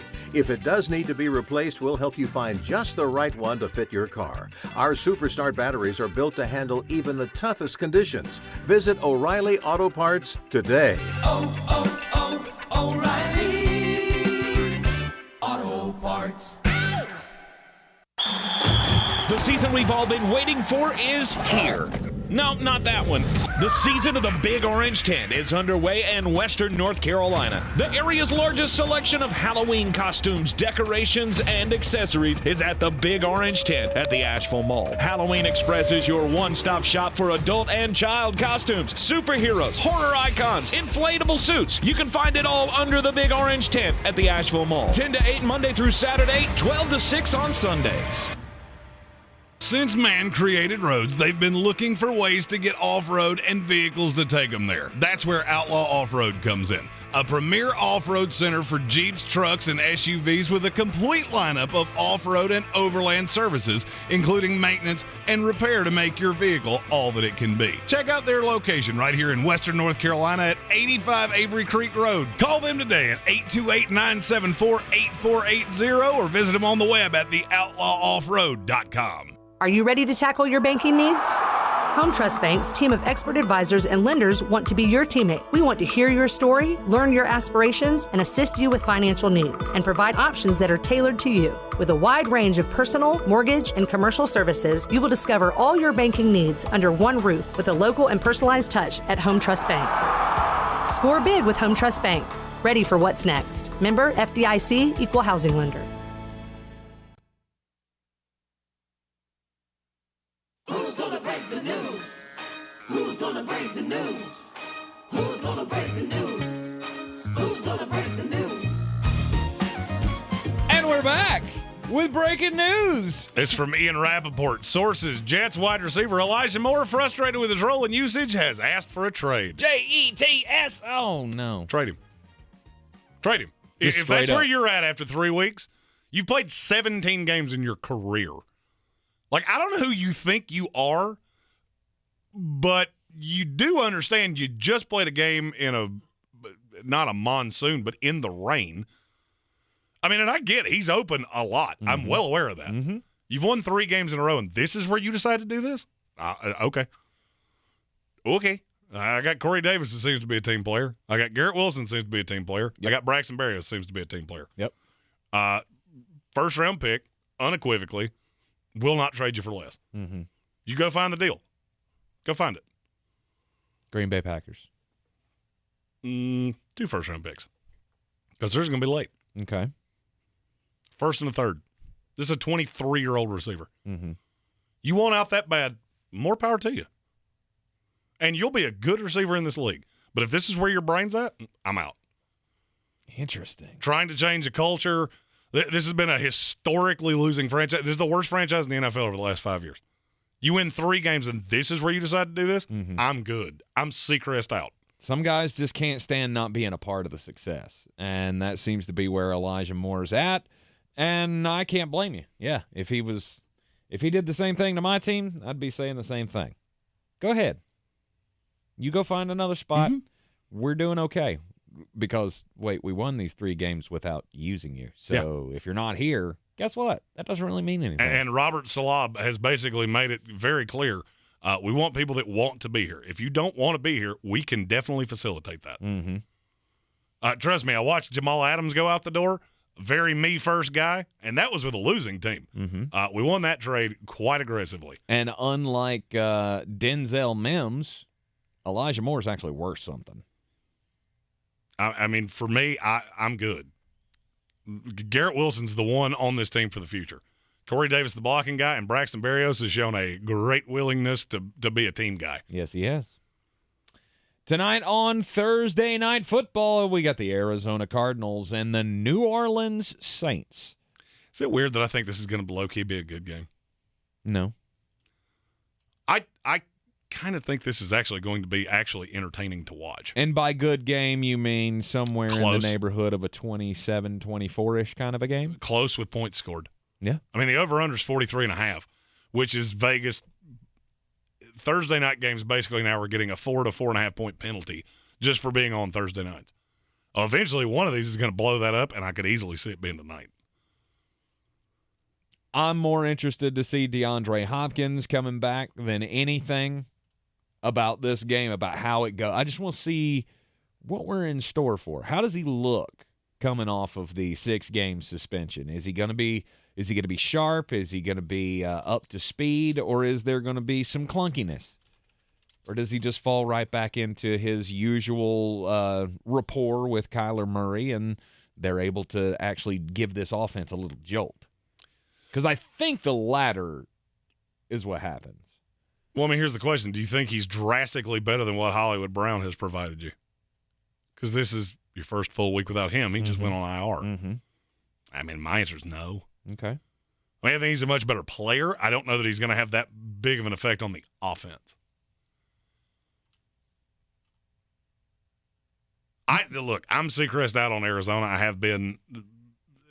I was the first one on the bandwagon, and I jumped off it before people were done getting on it. Mm-hmm. I mean, I think he will have a good game. I would say six catches, 74 yards. Maybe he gets in the end zone. Mm-hmm. But I just don't believe in anything else for Arizona. I mean, why would I not double team him constantly? Who else am I worried about? Greg Dortch will eat you alive. Greg Dortch isn't playing because of Rondale Moore. Oh, that's right. Arizona has 3 receivers on the field the vast majority of the time. They have one that's a talented receiver, another that has good hands, and then a burner. I'm good. You see Robbie Anderson tonight. Maybe he hits one over the top, just trying to get him acclimated. Oh, I didn't think he was going to play. Is he not going to play? I don't know. I really don't know. I had heard that earlier in the week that he was not. It's entirely going to play possible. in this game. It's a very short. Nope. He will make his debut He will. tonight. Okay. All right. That's what I thought I had seen. I don't expect him to do anything, but me neither. The New Orleans Saints have they have a problem, obviously. Their defense has not been the greatest, and you're still without Marshawn Lattimore. And that hurts. Not having Lattimore hurts, but not enough to me. I think New Orleans? Yeah. I do. Really? Yeah, I'm taking New Orleans. I mean, I guess I'll just go ahead and throw out the pick here. Yeah. Do you want your music? Throw it out there. Let's go. Let's get some bangers. Coffee's for closers only. Get them the money. Then when you get the money, you get the power. That watch costs more than your car. Then when you get the power, then you get the woman. New Orleans Saints, Arizona Cardinals. Cardinals are a 2.5-point favorite. Over-unders 43.5. I like the Saints tonight. I mean, I have a very simple rule. Which team is better coached? And I'm not going to lie, it's close because I don't love Dennis Allen. Cliff Kingsbury on a short week. That seems like easy money to me. I'm taking the Saints plus the 2.5, but I am going over 43.5. I think the sludginess of Thursday Night Football has marinated on Vegas too much, and this is an over. You've got a little over the top here. If these two teams played on a normal Sunday, I would set this line at 47.5 at the minimum. So to go this low, that's too much. Mm-hmm. So I'm going over the 43.5. Then in your college banger of the night, the Georgia Tech Yellow Jackets, the Virginia Cavaliers. Reigniting a rivalry that dates back to before cell phones. I don't really know how I was going to play that off. Georgia Tech's 3-point favorite, over-unders 47. I am aggressively on the Jackets. Tony Elliott has had a brutal start to his time in Virginia. Mm-hmm. And I'm not going to lie. If I was an offensive recruit, I got to be looking at this guy that was at Clemson going, what more do you want? I mean, I know your line is dog water. You had one of the best quarterbacks in the conference. You can't score. That's hard for me to wrap my head around. Mm-hmm.